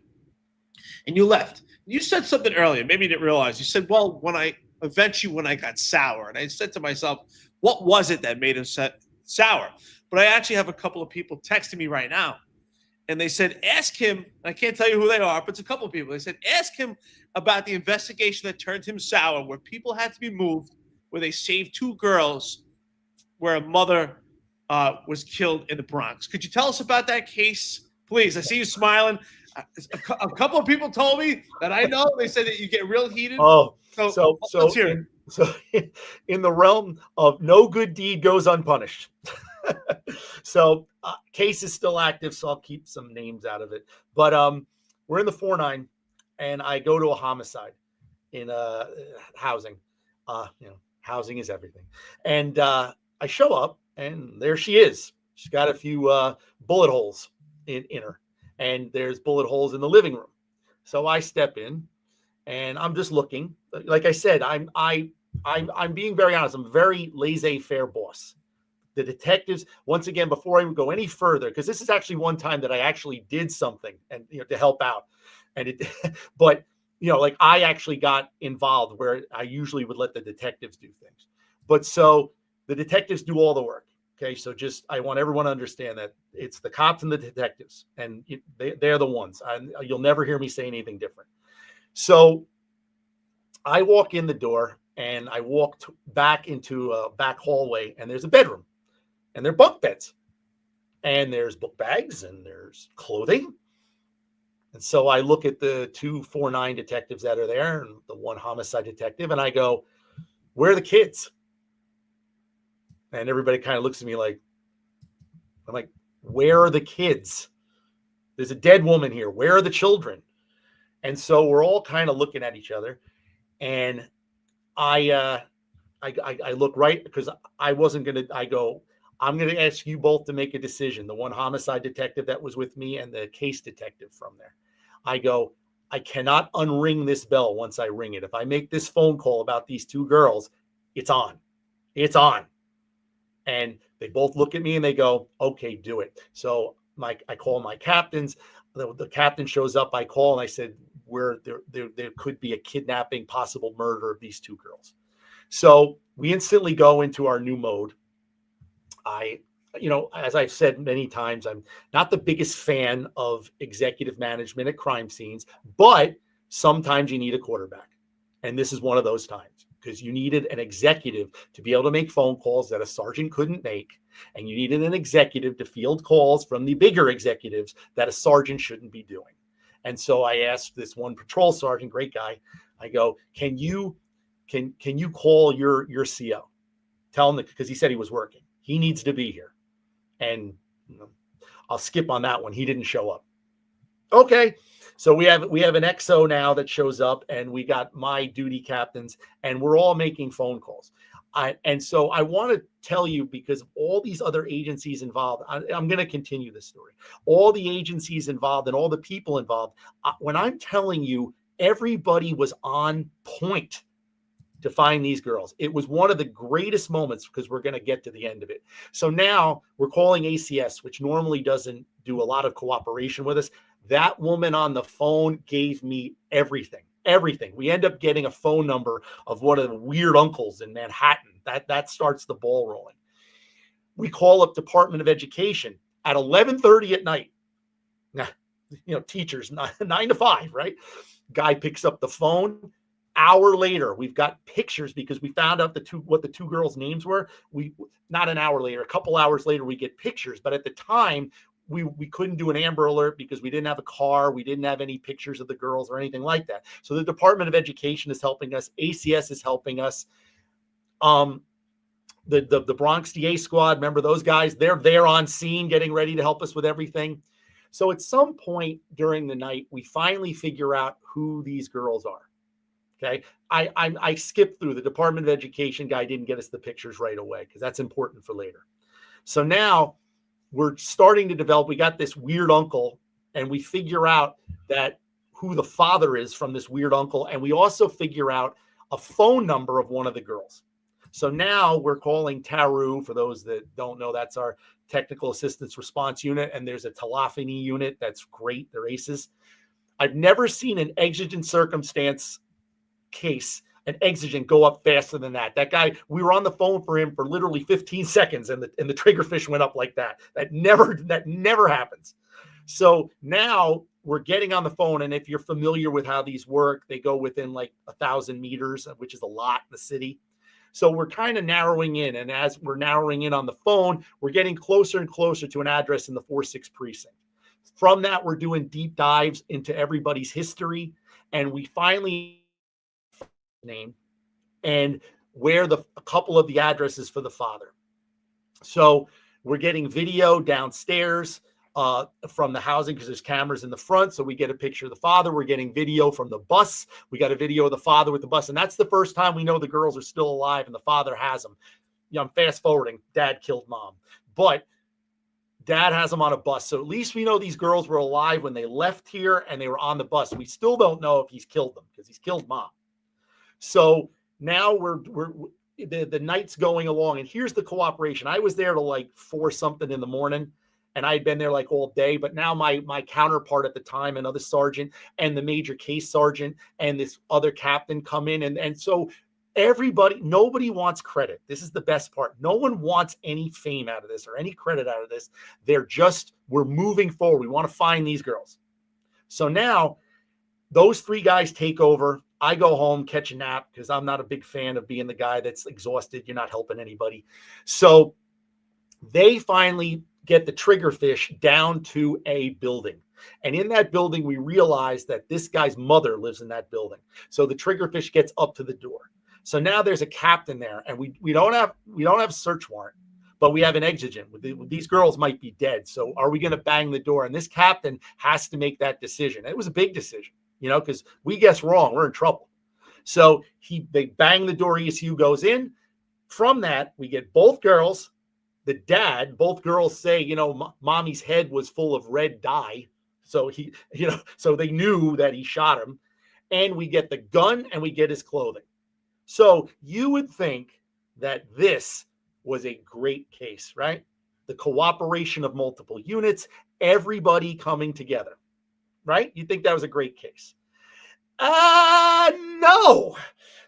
The mighty Kaz Doherty and the mighty commissioner, Deputy Commissioner Kinsella were calling us motherfuckers for not advising of what's going on. Kaz Dory, I'm actually going to say something. I wanted an Amber Alert put on, and we're trying to explain to them we didn't have any names and we didn't have any pictures. You can't do an Amber Alert. It's done by the state police anyway. Screaming at us. We had a big meeting the next day with everybody, and I mean, I'm allowed to curse here. Am I allowed to curse here? We frown upon it, but you could. Oh, okay, then I'll give you an example. He put the lube on, and where did it go? And that was the meeting. Everybody, we got 2 girls alive. We got PC on this guy. We had 50 people from all these different places helping us out. That is a success story that should have been on the front page of the New York Post, and they effed us, and they showed us how bad it was. And so you want to know when I soured? That's when I soured. And that's one of my reasons for Kaz Doherty. So you potentially save 2 children's lives, you solve a homicide, and Kaz Daughtry is upset because you didn't do an Amber Alert, that you didn't have the information to put out. Is that what I'm hearing? And yes. then he calls you in to chew you out. And here's one for a captain, because there was a captain there, and we called. Who made the decision to boom the door, which is that's another captain. But here's the bigger part. Kaz was upset that he wasn't notified, and so was Kinsella. Tanya was upset. She was, all these people, why didn't you notify us? That captain and me in our memo books had, or our little notepads, had the times and the people that we notified at Chief of D's, operations, all these other places. And it was their job to notify them, but we couldn't, God forbid. You notified operations. Isn't he the deputy commissioner of operations? Yeah. And so it sounds pretty weird to me, Screaming at us like we're children. And I'm sitting here like, I got this guy who's a first grade detective. Who's a driver. Who's never investigated an effing thing in his life. And I go, he's telling me. At this point, I think I had 28 years. I could be wrong. 28 years on the job. I've been in the squad since 2008. I've done thousands of homicides and all these investigations. I'm with a major case sergeant. I'm with the other sergeant. I'm with all these captains that all have this experience. And this guy has the nerve to treat us like that. And I just said, I can't do this anymore. Wait a minute, Jonathan. I'm confused. You said how you had an affinity for Jack Maple, and Kaz Daughtry has been compared to Jack Maple. You should love Kaz Daughtry. Are you sure they weren't comparing him to maple syrup? Are you sure about that? Like maybe Eric Adams said, Kaz Daughtry is the Jack Maple. Oh yeah, he's getting things done. He's on board with his drones. I don't have a very high opinion of him. I don't have a very high opinion. And Kinsella, I didn't know any other interactions with Kaz Daughtry? What's that? I'm sorry. Did you have any other interactions? Oh yeah. Kaz Daughtry while you were in homicide? Do you remember the fentanyl case with the daycare center, the 5-2? Yep. Sure. And the Batanzas houses. Yeah. No. That was it wasn't Batanzas houses. It was that Vino Divino, the Divino. Yeah, it was more recent. There was another one. It was recent. It was like a year ago. Where they had the heroin and the fentanyl under the boards, and the kid rolled on it. Yes. The mighty Kaz showed up at that as well, and that was where there was a rumor that everyone had told me that I didn't believe, that like he walks through people, like he'll bump into you on purpose, and he doesn't want to know you unless you're like some executive. And I said that. I said that's BS. That's nothing. I don't believe you. And there I was with 5 detectives and 2 sergeants, and right through us, bing, bing, bing. And I'm like, this guy here, and he's just, you asked me before why I like de Blasio better. No executive under de Blasio would have done that to me. No executive in the police department would have done that to me. Well, they wouldn't, they wouldn't, well, there wasn't anybody who ran through every rank in the NYPD without ever passing a test or earning it. Exactly. And that has some serious mental issues in charge of the NYPD. So, I mean, that's obvious. But, I got to give credit to Tanya Kinsella because she did such a great job on monitoring all the overtime that yesterday at the budget hearing, she's still in charge of the overtime when they asked who's in charge of the overtime. God. But they put some more constraints on that. She didn't speak at all. She just sat in the corner like a dunce. She didn't say one word at the budget hearing, but they were like, "Who's in charge of the overtime?" She's like, "Me." I was like, "Yeah, huh? He's still there? That's good. That's good. Everything's looking good in the Adams administration." Oh, everything's great. Everything's sunshine and roses. Mike was talking about Chief Kenny yesterday. Chief Kenny is the one that holds that place together. He's the glue. He's the one that knows, because we all talk about the chief of detectives. It's one of the very few departments in the NYPD that you really need to know what you're doing to have that job. And so, and the men that there hasn't been a woman yet, I'm sure there will be one day, but the guys that have had that job all knew what they were doing. And so Kenny is one of those guys. So I'll push back on Mike for that. I don't think he's a bad guy, and I've had nothing but good experiences with him. Maybe he has to play nice in the sandbox with the administration, but he's an asset. And Tish is definitely lucky to have him there. Well, I think what Mike was talking about is his advocacy for the detectives. And I honestly, what I've been seeing on the Luigi Mangione thing, I'm like, I question that what he's thinking. I honestly do. You're on an HBO special, and you're doing exactly what the mayor's saying why his case should be thrown out and is being done to him.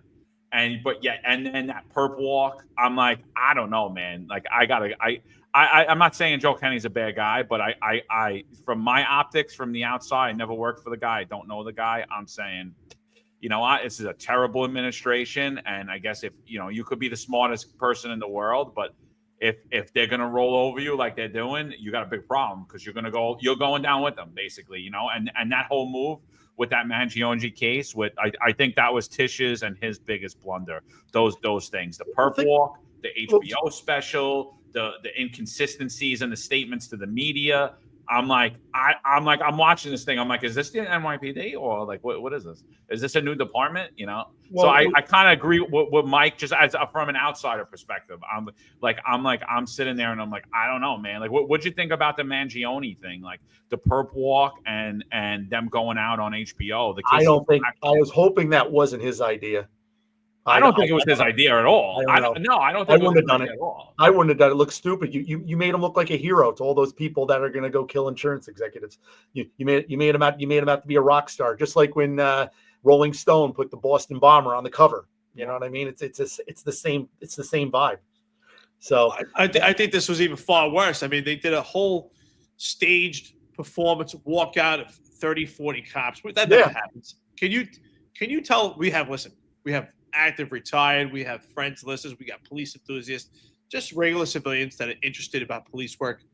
Tell us what it was like when your homicide detectives would pick someone up that was wanted for homicide out of state, because that perp walk, in my opinion, and I had said this before the news had put it out, that potentially tainted the case. That is ammunition for a defense attorney to win a case. What are your thoughts? What did your detectives do when they went to pick up someone out of state? What were those perp walks like? Well, we work with the Regional Task Force Violent Felony Squad as well.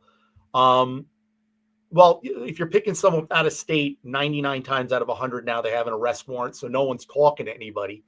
And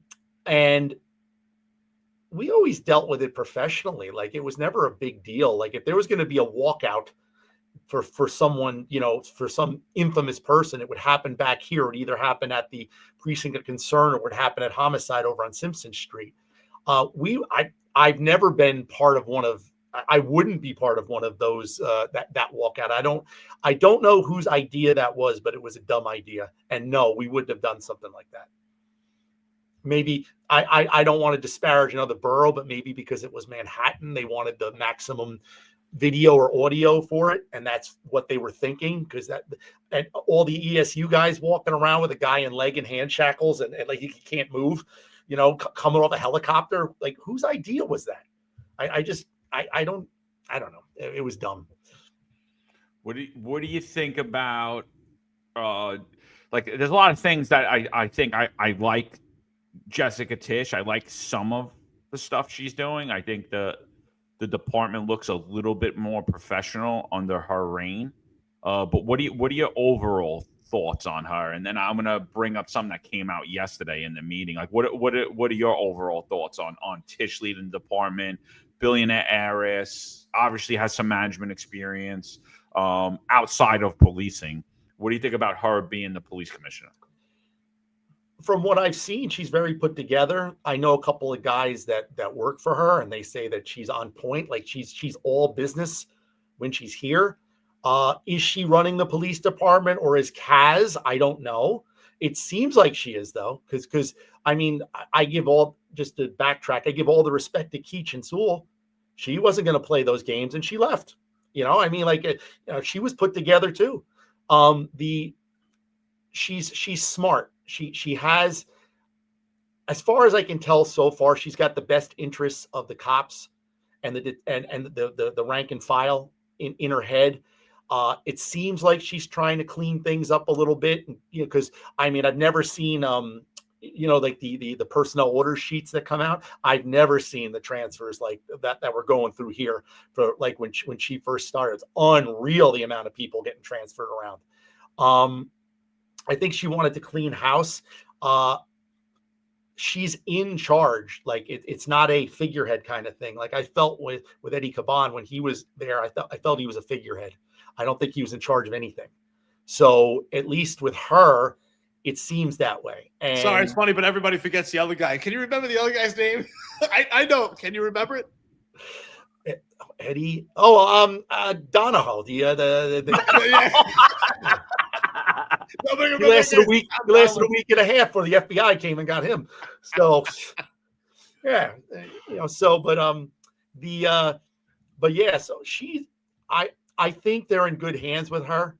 You know, maybe the outside perspective, as long as she's got an executive staff around her that understands the inside perspective, she's going to do just fine. What kind of changes can she make with Eric Adams as the mayor? I don't know. What kind of change? How much power does Kaz Daughtry have now in the old Phil Banks position? I don't know how much she can do. So I don't know. Jonathan, I got to push back. I have to be honest. I don't think that she's actually changing anything. I think they're just playing musical chairs and moving people around and giving the illusion that they've changed. I mean, John and I personally watch what's going on with internal affairs. They move people out, and some of those people they moved out, they put them right back in, or they put them in other luxury spots. I think it's complete window dressing. I think it's moving furniture. I think it's a lot of the same. And arguably, John and I spoke about on the podcast, that some of the promotions now are even worse and more egregious than we've seen before. What are your thoughts on the promotion process as we see? I mean, thank God, ESU, E-Man, Terry Avent, awesome guy. I worked with him. He got promoted to second grade detective. John and I put a lot of stuff on social media. He clearly earned it. But there's a lot of detectives that have never done investigative work. What are your thoughts on the promotion process? Because ultimately, I'm sure you get these detectives. What are your thoughts on what's going on with the promotion process where people are promoted to rocket fuel and they have no business being a detective? So I had a very good boss when I first came on. And I think I said this at the beginning. He told me this job owes you a 20-year career and a paycheck every 2 weeks. And anything else extra you get is gravy. Don't expect anything. And if you don't expect anything, then you're never going to be disappointed. You can make your own life by taking a sergeant's exam, a lieutenant's exam, a captain's exam, and make your own raises and put yourself in your own place.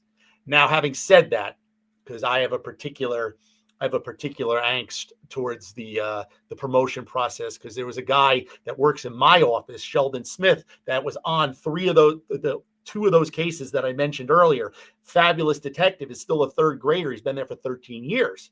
I don't understand. He's been in homicide for 8. I don't understand why he's still a third grader. Chief Essig tried to explain it to me once.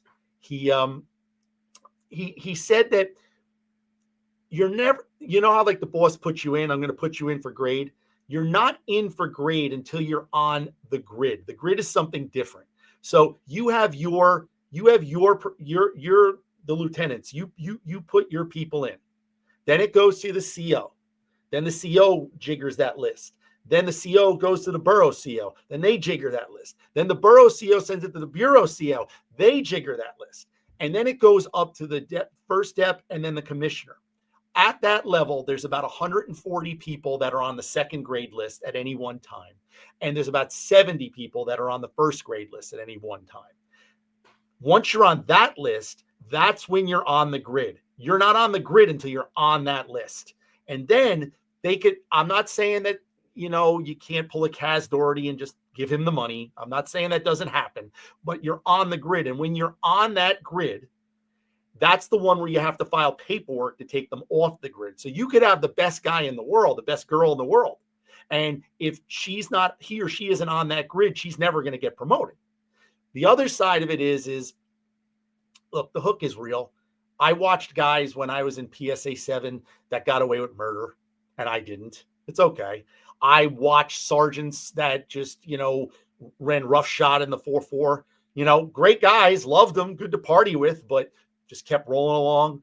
I watched detectives in the squads like I'm looking at people that how the hell did you get second grade? And then you figure out who they know, and this guy put him in here, that guy put him in there. I don't know what to tell anybody. Is it fair? No, it's not. Do I think that there's people that get grade that shouldn't even be considered for a detective shield? As I said before, I think there's too many detectives. I think the PBA made a big mistake in not making a corporal rank. That's what they should have done, and had a third grade detective. And now if you want to talk about, they're talking about that 15, 20, 25 year thing where you get extra money. I don't think it's going to happen. I think they've tried that before. But, if you want to do that to reward a cop or someone who sticks around for a long time, okay. But you've watered down the shield so much now. I mean, I remember when I first came on the job, what that shield meant. There weren't a lot of detectives, and there were less detectives in numbered squads.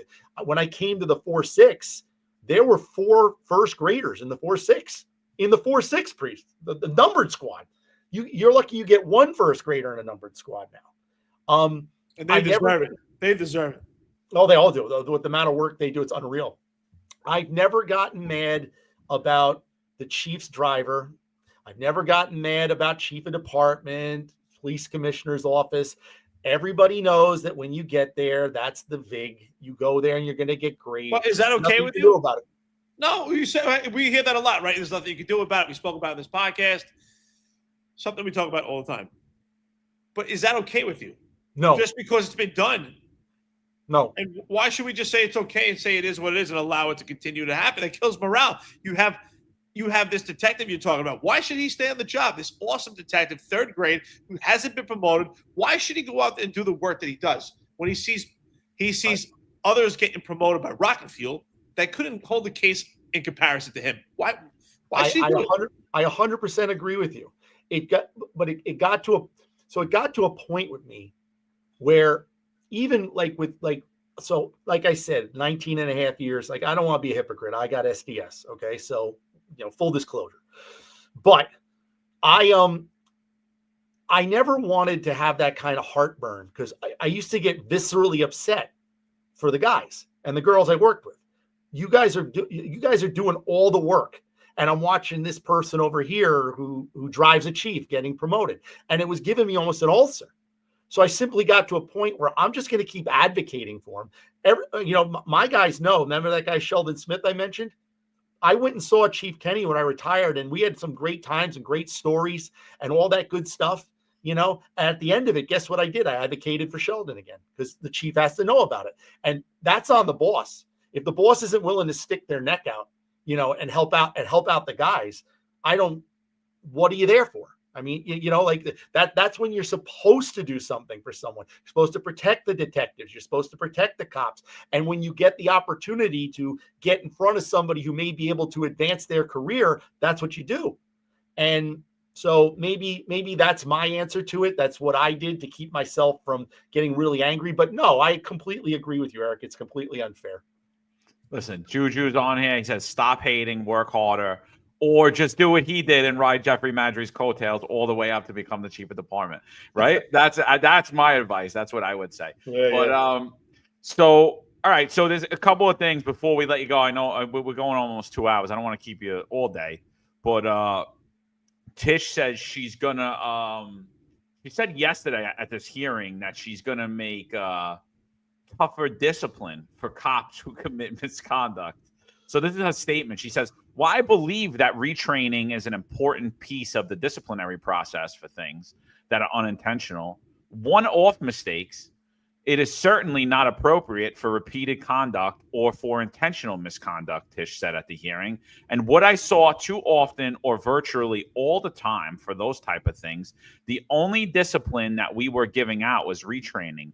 And that makes our disciplinary system seem both not fair and not credible." So again, there was an overtime corruption scandal, and the people that were partaking in the overtime corruption scandal, one of them who's on here now was promoted to the highest uniform rank in the New York City Police Department. The other one was promoted to a deputy mayor. The person who oversaw the overtime, the first deputy commissioner, is still on the job. Jeffrey Madry was suspended, I believe, but was allowed to retire. Lieutenant Epps was allowed to retire. We did not see any discipline at all towards them. We didn't see any discipline for, and then this isn't even misconduct. This is corrupt. This is criminal acts. This is grand larceny, almost in the highest form. Absolutely nothing happening. And now the police commissioner is saying she's going to make discipline harder again on the rank and file, who we just snap down overtime restrictions on them when they had nothing to do with the misuse or the abuse of the overtime. What you know, I'd like to get both of your thoughts on that. Like, John, what do you think about that? I mean, I'm watching this and I'm like, wait. So we're gonna make discipline harder for the people who are doing the job. You're gonna be tougher on them. Do you think that like your view of the police department? You've been out there. You recently retired. Do you believe that cops on the street need more discipline and more oversight? No. What, the beatings will continue till morale improves? Is that what we're doing right now? So, no, it's a hard enough job. Look, I was always of the view that, like, I didn't have a problem with IEB. You needed it. It's a big department, and there's going to be bad apples, and you got to root those bad apples out. So I never really had an issue with anybody who worked there. But it should just be serious crimes at this point. And like, what is all this, like, this discipline matrix and all the things that happen? And then you have, I forgot that the CCRB, they investigate their own cases. And I used to work with a guy, Rob Klein, and he won a big case against the CCRB, and it's going to change the whole way things go. How much discipline can you put on these guys and girls? And then you going back to what you were saying, how are you going to retain people? So, now you want to make it even worse for these guys. So instead of like a retraining issue, which, okay, it's neither here nor there, you're going to put something in a permanent record that might stop them from getting a transfer. You're going to take days from them when they're already coming in, extra days as it is, and you're forcing them to do all these extra assignments. Or you're going to take a detective who's got that 600 cases, and because these DD5s aren't aligned the way they're supposed to be, you're going to put the hammer down on them. No, I was never a fan of green paper. I was never a fan of any kind of minor, like, violations or things like that. There's ways to handle things in-house, like if you have to do something that doesn't involve any sort of discipline matrix, it doesn't involve any sort of further punishments with people. So if that's, I don't know why Tish would make that her focus. It doesn't seem conducive to a working department. There's already enough discipline. There's already enough oversight.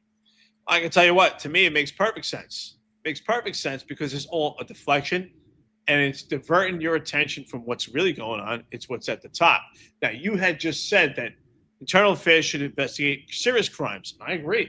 But those serious crimes are not happening with the overall majority of the rank and file. It's at the top. It's at the upper echelon. So internal affairs, what they do, from our observations, and you see it, the preponderance of evidence is there, is that they're henchmen for the upper echelon, and they put the pressure on the rank and file, and they discipline the rank and file to get your attention away from what's going on in upper management. We just said it here. How in the hell, where in the world, in any organization, would Tanya Kinsella still be in the same role? If she was in private industry, she would be fired. She cost the city millions because she's supposed to oversee the budget and the balance of the NYPD under New York City. The taxpayers are supposed to be protected because she's supposed to have the checks and balances in place. She testified to it to city council and she failed. It's an epic fail and she's still in that place. So what we're saying is she cost the city millions and she potentially could cost the city more millions. Why is she still in that position? There is no accountability what's going on at the top. And I don't think Jessica Tisch is doing such a great job. There's some things that she did. She sounds great. She gives a great bedtime story. But is she really doing her job? Or is she protecting the upper management and playing the role with this administration? Because one day she may find herself in a position to run for mayor as well. So I just think it's complete diverting attention. It's complete bullshit because what's going on at the top is not being addressed. Instead, we have integrity control officers that are being pressured to monitor overtime to divert your attention from what's really going on. And it's at the top. And we have detectives that are in homicide, detectives that work for you, that are out there working so hard, and they have to manage and figure out how to adjust the overtime for their cases. Well, we have people at one police plaza that get overtime that don't even show up to work. My only answer to that is, and I completely agree with your assessment, is that they're all friends up there. They're all pals.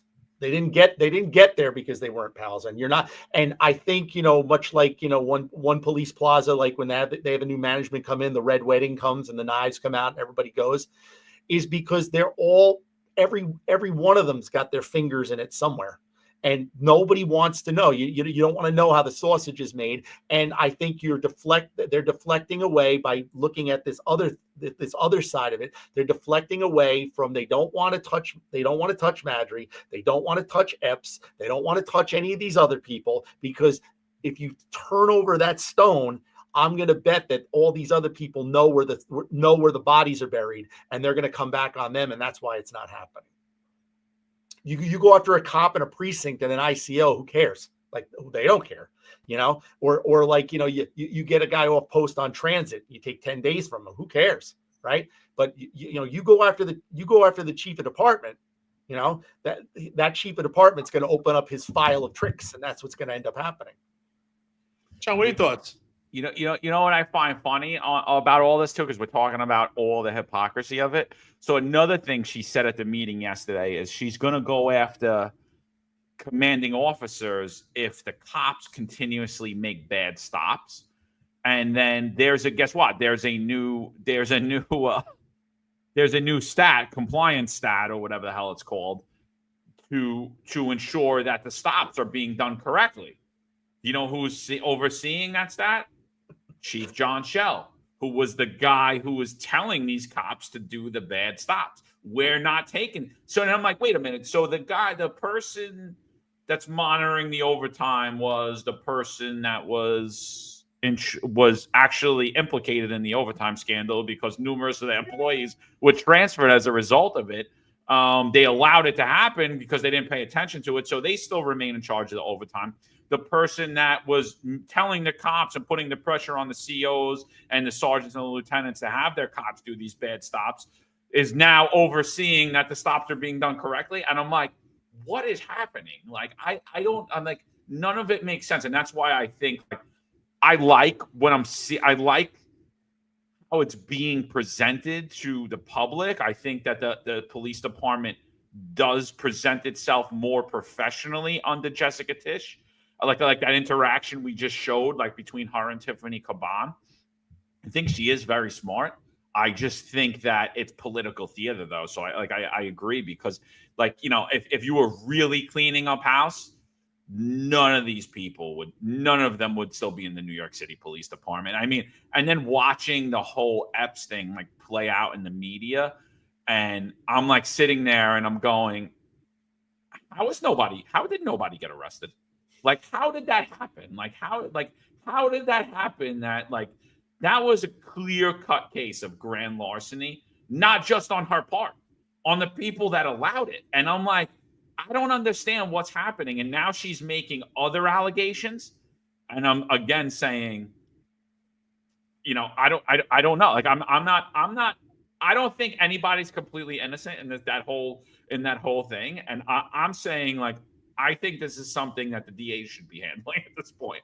I don't think this should be in the court of public opinion anymore. I mean, I personally known a guy that lost his job for the grand larceny stuff. So I bet you he's pretty ticked off with all the stuff going on. But also, you got to remember, ultimately, it's Eric Adams. All of these people were, whatever the police commissioner was, whoever the deputy commissioner from the mayor's office was, they were all put there and they were all blessed by Eric Adams.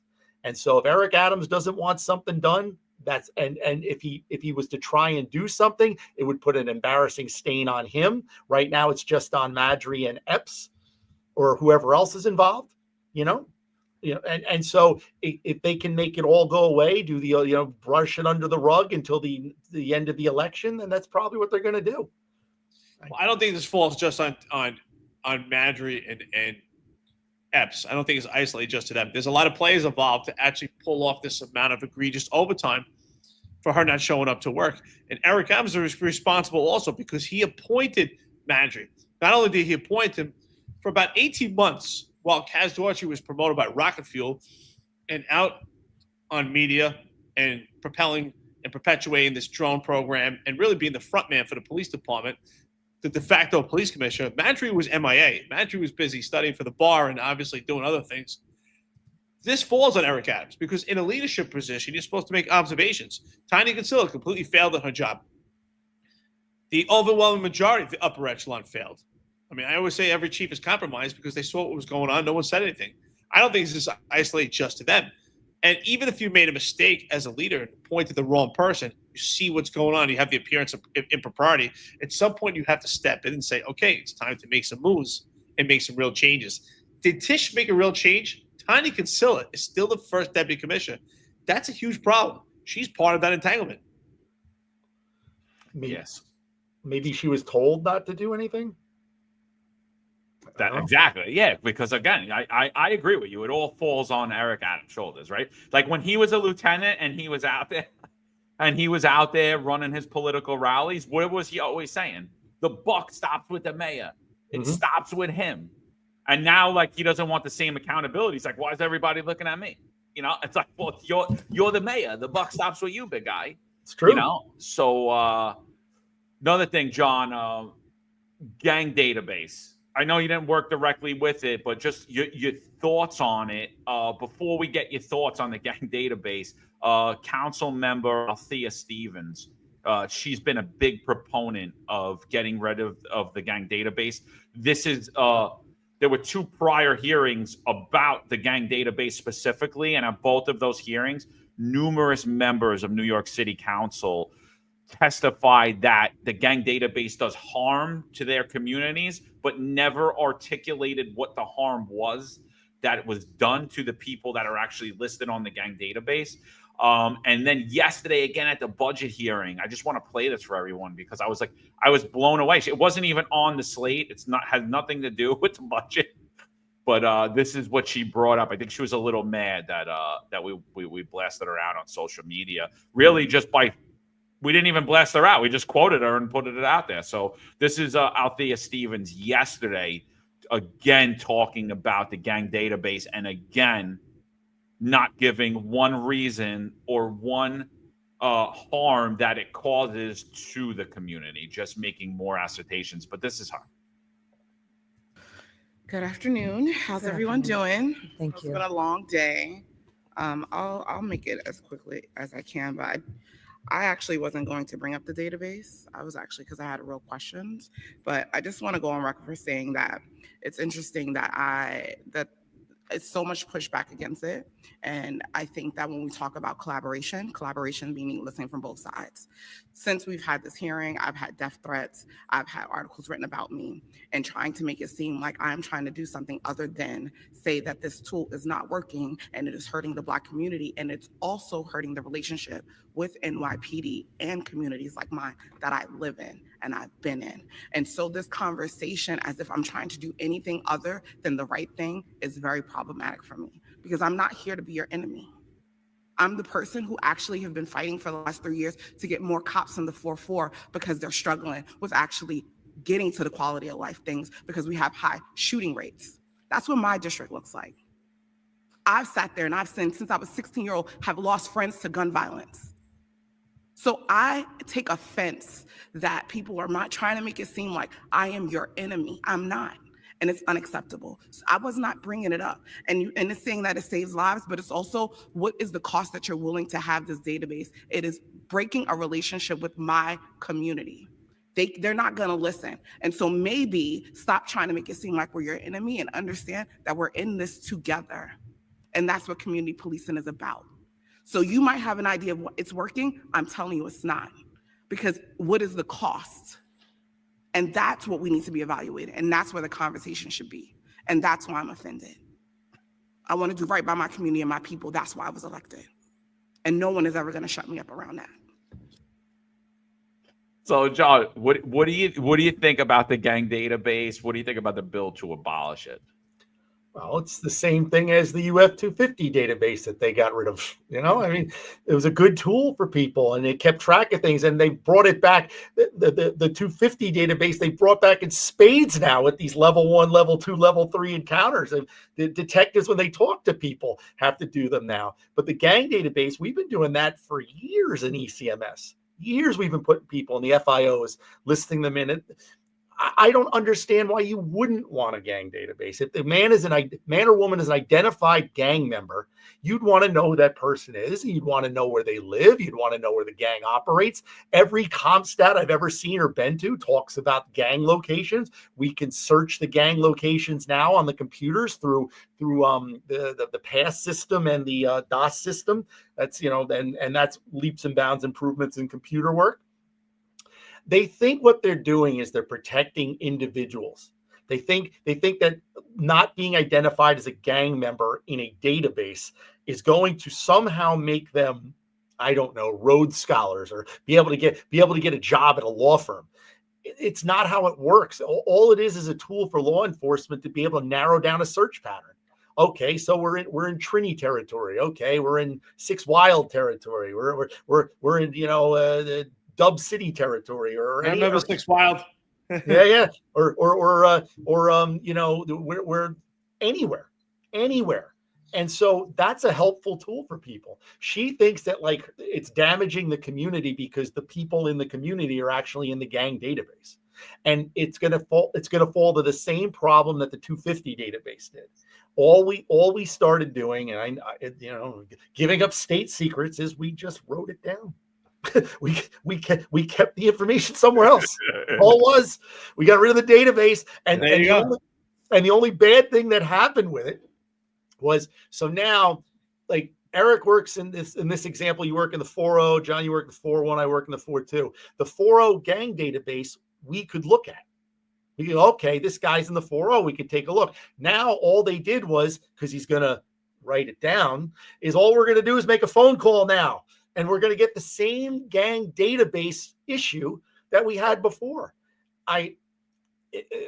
Once again, the road to hell is paved with good intentions. The same thing that with the diaphragm law. I get it. You don't want to choke somebody out. Okay, great. But now look what you've done to cops and arresting people. The 250 database took a while for us to get back up on when we weren't tabulating and calculating these things.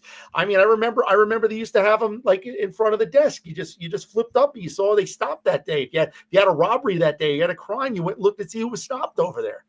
It's more people genuflecting to a minority of their community that does not like policing, does not like any type of investigative policing or any kind of tools that we use.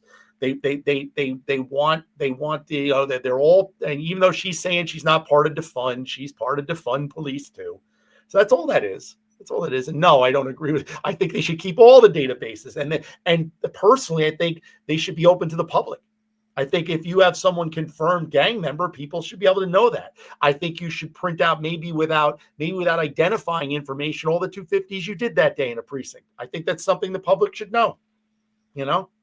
I think the only database they want is the 58. That's the only gang database. That's the only one they want. Yeah, that one they like. So here That you would are. be You're, like- you're retired. What are your thoughts on the 50A? Right, because in 30 years from now, Jonathan Fredericks is still going to have a 50A exposed to the public. In 30 years from now, I'll be 75 years old. I'll still be the most complaint cop. What are your thoughts on the 50A? Because you got on the job, the 50A was not something that was open to the public. No, So what are your thoughts? I don't agree with it. So like if you're a lawyer, right, and you weren't disbarred or put up on ethics charges, should I know about some woman who didn't like your service? I mean, that's what Yelp is for. Could that keep you from doing something? If I'm a garbage man, should I be subject to the same thing? You're literally putting a cop in court, and they have to release all that information. So that's the first thing any defense attorney is going to do with you. The CCRB records and all the things that we get, all that stuff that's especially if the one that was the thing. Like, I mean, I know you may have spoken to Rob Klein, the guy that works with me before, but like anything that I was exonerated on or unfounded on, why should the public know about that? All it is disparaging me. All it is making it more difficult for me to be a credible witness somewhere, or for me to, or or on any social media, the first thing they do is they do 50A, and I laugh about them because you don't even know what you're looking at, if you actually bothered to know. And when you try and explain to people, here, I'll throw Kaz a bone. Kaz has 58 of them. But maybe he was an aggressive cop. A lot of aggressive cops get CCRBs. A lot of aggressive cops get complaints. The dirty underbelly of it is when you make arrests. I knew a lot of professional perps that the first thing they did was they made a CCRB against you when you made an arrest. And then that goes back to like how the courts run, about how cops, remember I told you cops really don't care about the conviction. Well, if the case gets thrown out, now you're getting sued for an unlawful arrest with a CCRB on top of it. Look at the reputational damage it'll do to you. No, I don't agree with the 50A at all. Well, I do want to know that, the deputy mayor did plead guilty to lying in two official hearings. So and one before a judge, which is perjury, which is should be arrested for. But that's, it should have been arrested and fired for. Yeah. So that's one thing. So John, I love what you said earlier. I love what your original sergeant when you were a rookie said to you. He said, if you think you're tough, take off your badge and your vest and your gun belt to go walk through the hallways. And 100%, I agree with that. Like, you should be whoever you are. That's how you should be. Like, that's the cop you should be. I love it. Anything we missed? Anything you want to discuss before we start to wrap this up? We're almost at 2 hours, 20 minutes. Like I said, for all the There's a long content. For all the banter and everything. Like I said, my time on the job, other than being forced to take 2 COVID shots, and I respect all those people who didn't. I wish I had the balls too, because I know there were 2 guys in my office that almost got fired. I know a guy that I work out with that got fired. He got his job back. Other than COVID and things like that, I had a good job. I mean, we're a couple of guys in the chat were busting my chops about being a Jersey kid. Not bad for a Jersey kid. Not bad. SDS and Bronx Homicide for 10 years. This job gave me a lot. Gave me a pension, which I'm waiting to collect my first check, hopefully at the end of this month. But it's been great. And the people I met and the people I interact with, and the people I interact with now, it's just great. My complaints with the job are the same complaints that everybody else has: the unfairness of, say, grade, the unfairness of job assignment, the disciplinary system, the not rewarding the hardworking, but the person who just knows somebody. That's been on the job for me, at least for 30 years, and I don't think that's going to change anytime soon. The unaccountability of the upper management, we've spent time talking about that. And what the biggest change for me, and I guess in a way I'm glad I'm off, is what you're bringing up with the city council stuff. They are clearly not on our side. They're clearly not about the cops. And unfortunately, the only thing that's going to change that is a serious uptick in crime. And I don't want that to happen, but that's the only way it's going to change. That whole idea of safety and freedom. When you feel safe, you want all these freedoms. When you don't feel safe, you want the cops to come by and, let's do broken windows again. So unfortunately, we need to get back to a broken windows day before anything's ever going to change. And I don't think anybody in the city is ever going to vote anybody in that's going to make that any different. Jonathan, let's have a little fun. Tell us about you. Tell us about retirement. We know you're retired about 3 weeks right now. What do you plan on doing? What are your hobbies? Where do you plan on living? And maybe you could tell us about your fist pump from Jersey Shore. What's your best fist pump? Come on. Okay. So for all you non-Jersey Shore people, you are called Bennies, even though the Bennies are from towns in New Jersey, essentially, Bennies aren't New York. You're all part of it. If you're crossing the Driscoll Bridge, that's the Benny Bridge. You're going to the Jersey Shore. No, Seaside is for the Bennies. That's for all you Italians, and you could go hang out there with your cut off t-shirts. Exactly, you could go there. I was more of a Point Pleasant, Belmar, that area, Seabright, Long Branch, things like that. Donovan's? You go to Donovan's? Oh, been to Donovan's many times. I was at the old Donovan's reef with the canned beer, and the Bar A and DJs and all the real. Oh yeah, I've been to all of them. But you wearing your flip flops at DJs? No. Imagine the disease I would get on my toenails walking around there. So I'm not leaving the area right away. I got a few things to tie up here for now. I'm going to try and not be bad at golf. Let's do that. I don't think I'm going to be successful. Golf has been ruining a good walk for me for decades. So I still teach college. I don't want to work full time again. Like I'm done with that. So it's another reason why I was lucky. I'm 55, so I was lucky when I got off. Could I find a bartending gig a couple days a week so I can get out and talk to people? Sure, why not? But there's no heavy lifting for me anymore. The only criminal justice I'll be involved in is teaching the kids and hopefully molding a few decent ones that want to do good in the police department. And yes, no, I don't do fist bumps. That's any hobbies you have? Any some passion? I still cook. I don't want to do it professionally or anything like that. What else was I going to do? I'm going to learn to speak Spanish. I'm going to do that. I got good Spanglish. I don't have good Spanish. I'm going to learn to speak Spanish. And no, I just want to relax. I tell people all the time, like when you're all close to my age, and all of us have had, but it's meant in a good way. All of us have had jobs, the equivalent of a full-time job, probably since we've been 14, 15 years old. I'm just tired of it. I don't want to put myself somewhere where I have to show up 5 days a week. I did that, and there was a guy, if you worked in Manhattan, a guy named Mike Stefanovich. He gave me real good. He runs all those trips to Chicago and for St. Patrick's Day, and he runs the tailgaters and whatnot. He gave me great advice. He says, if you're healthy in your 60s are a gift.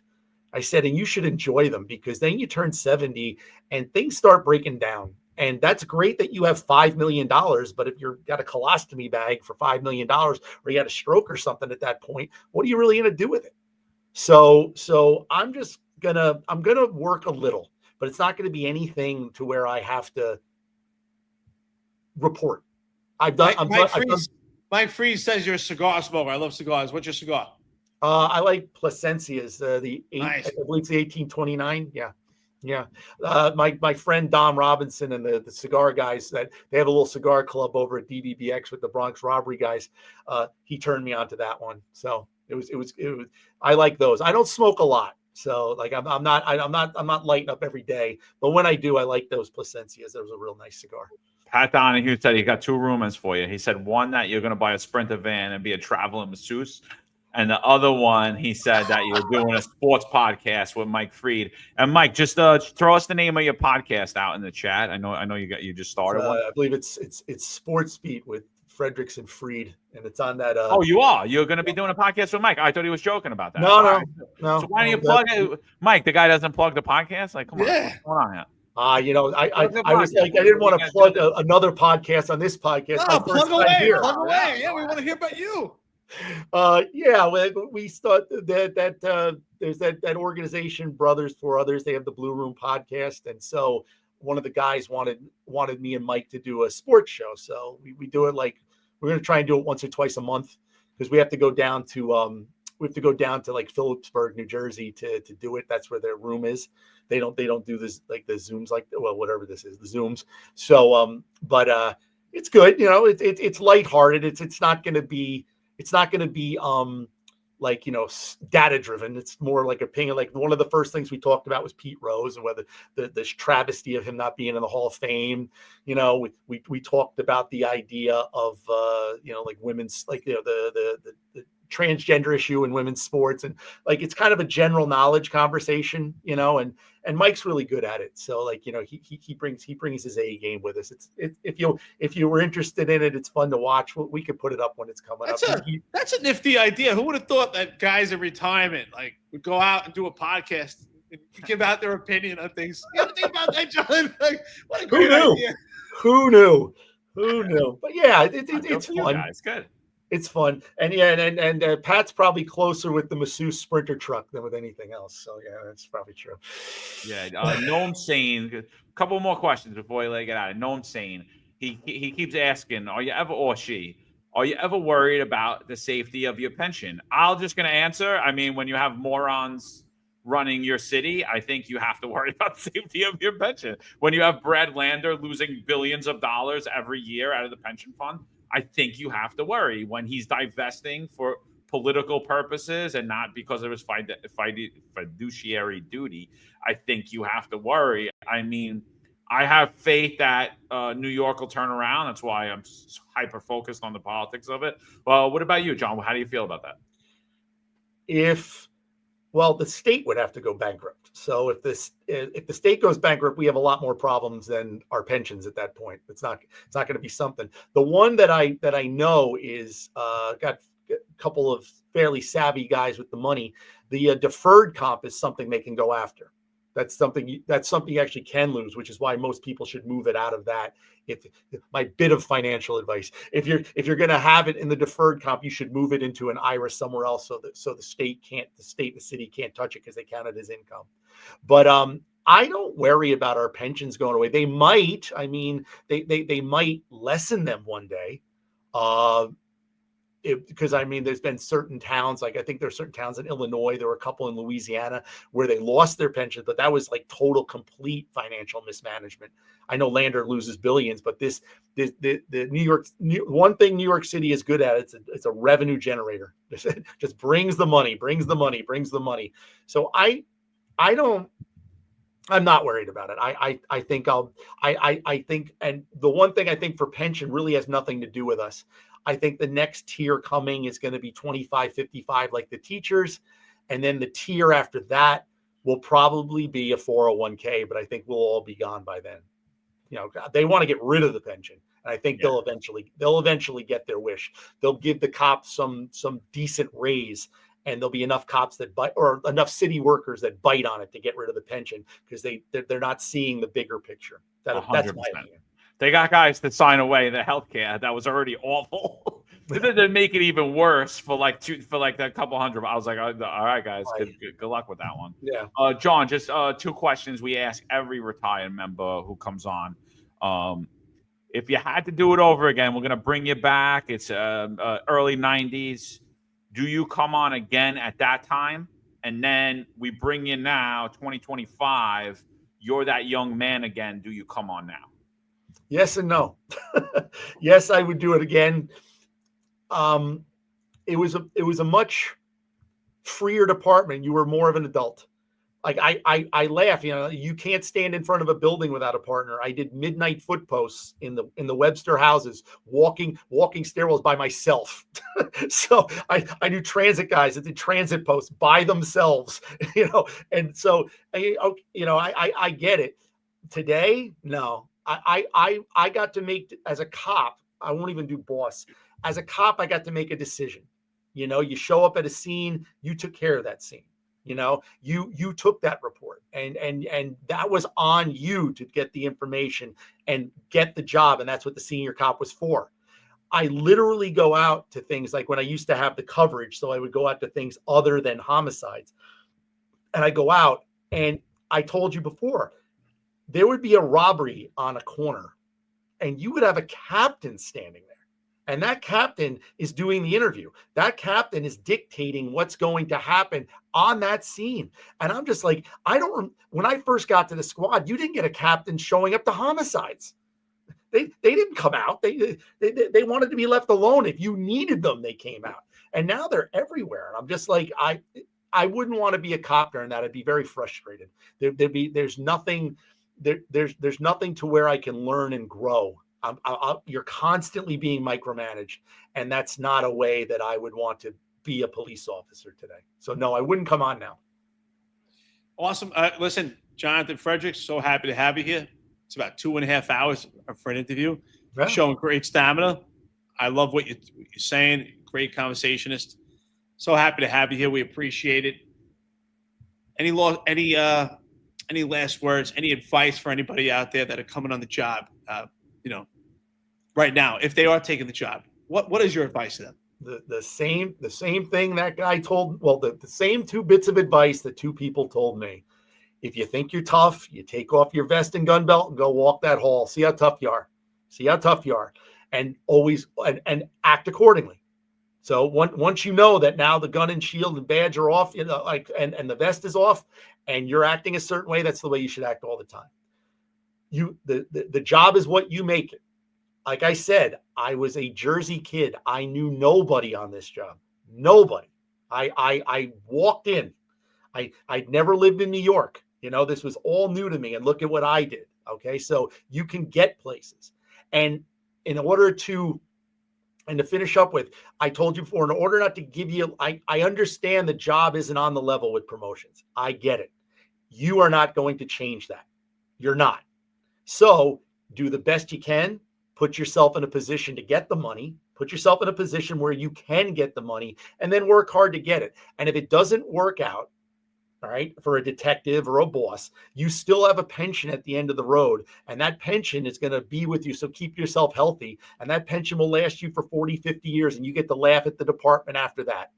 And you get to live a good life. Because the one lesson I'm slowly learning, I'm not quite there yet because it hasn't really even been a month yet, is that you're right. There is another side.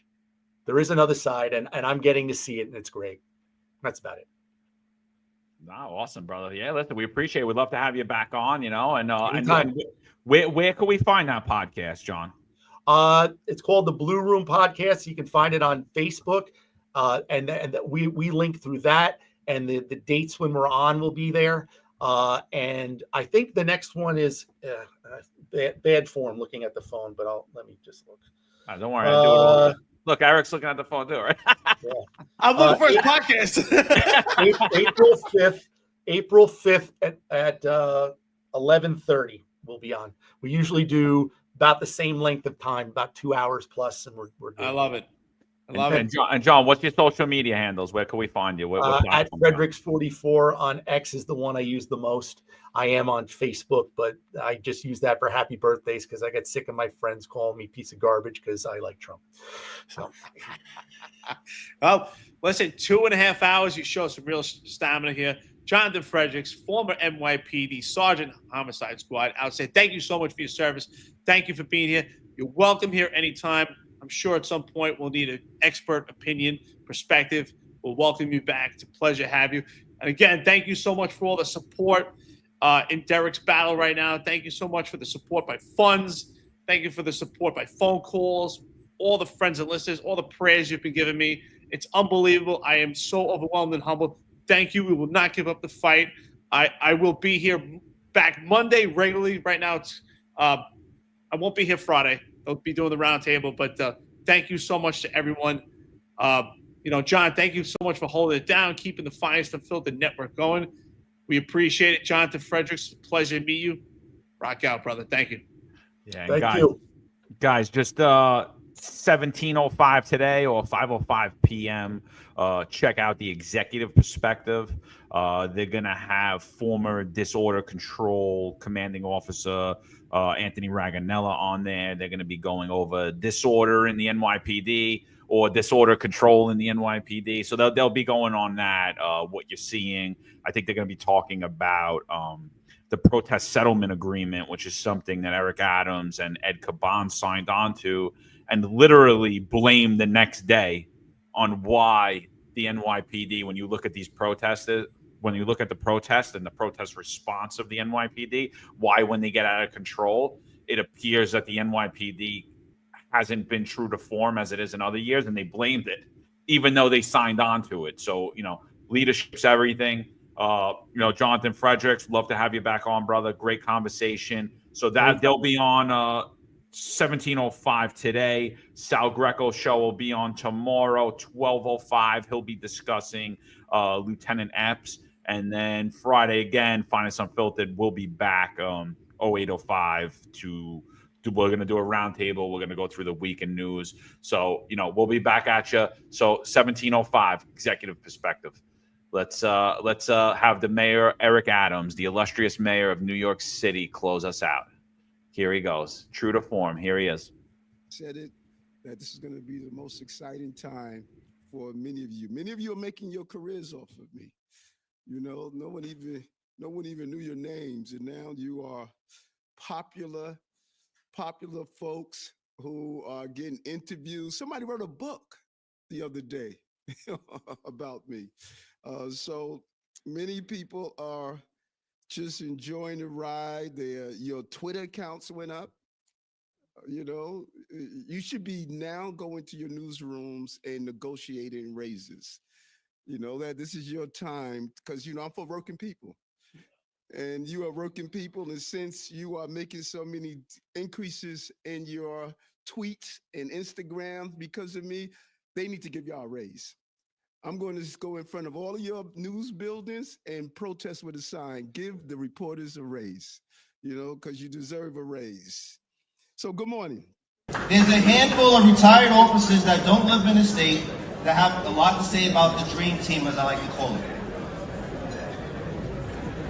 All of a sudden, they retire and have a master plan on how to fight crime, but nothing to contribute when they were here.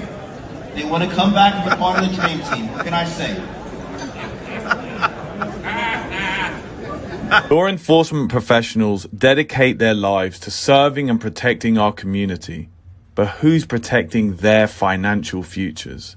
That's where Laidlaw Blue comes in. Our wealth management platform is specifically designed for the law enforcement community. Laidlaw Blue is a division within Laidlaw Wealth Management, run by retired New York City detective John McDermott. His status as a retired detective uniquely positions him to establish a deep connection between Laidlaw Blue and the law enforcement community. Our platform is easy to use and provides a range of financial services, including investment management, retirement planning, and insurance solutions. With Laidlaw Blue, you can secure your financial future and provide for your loved ones. Our team of experienced financial advisors understands the unique challenges and opportunities that law enforcement professionals face. We're here to help you navigate the complexities of financial planning and achieve your goals. Laidlaw Blue. Secure your financial future today. Book a meeting using the QR code displayed or call us directly on 888 901 Blue. That's 888 901 Blue.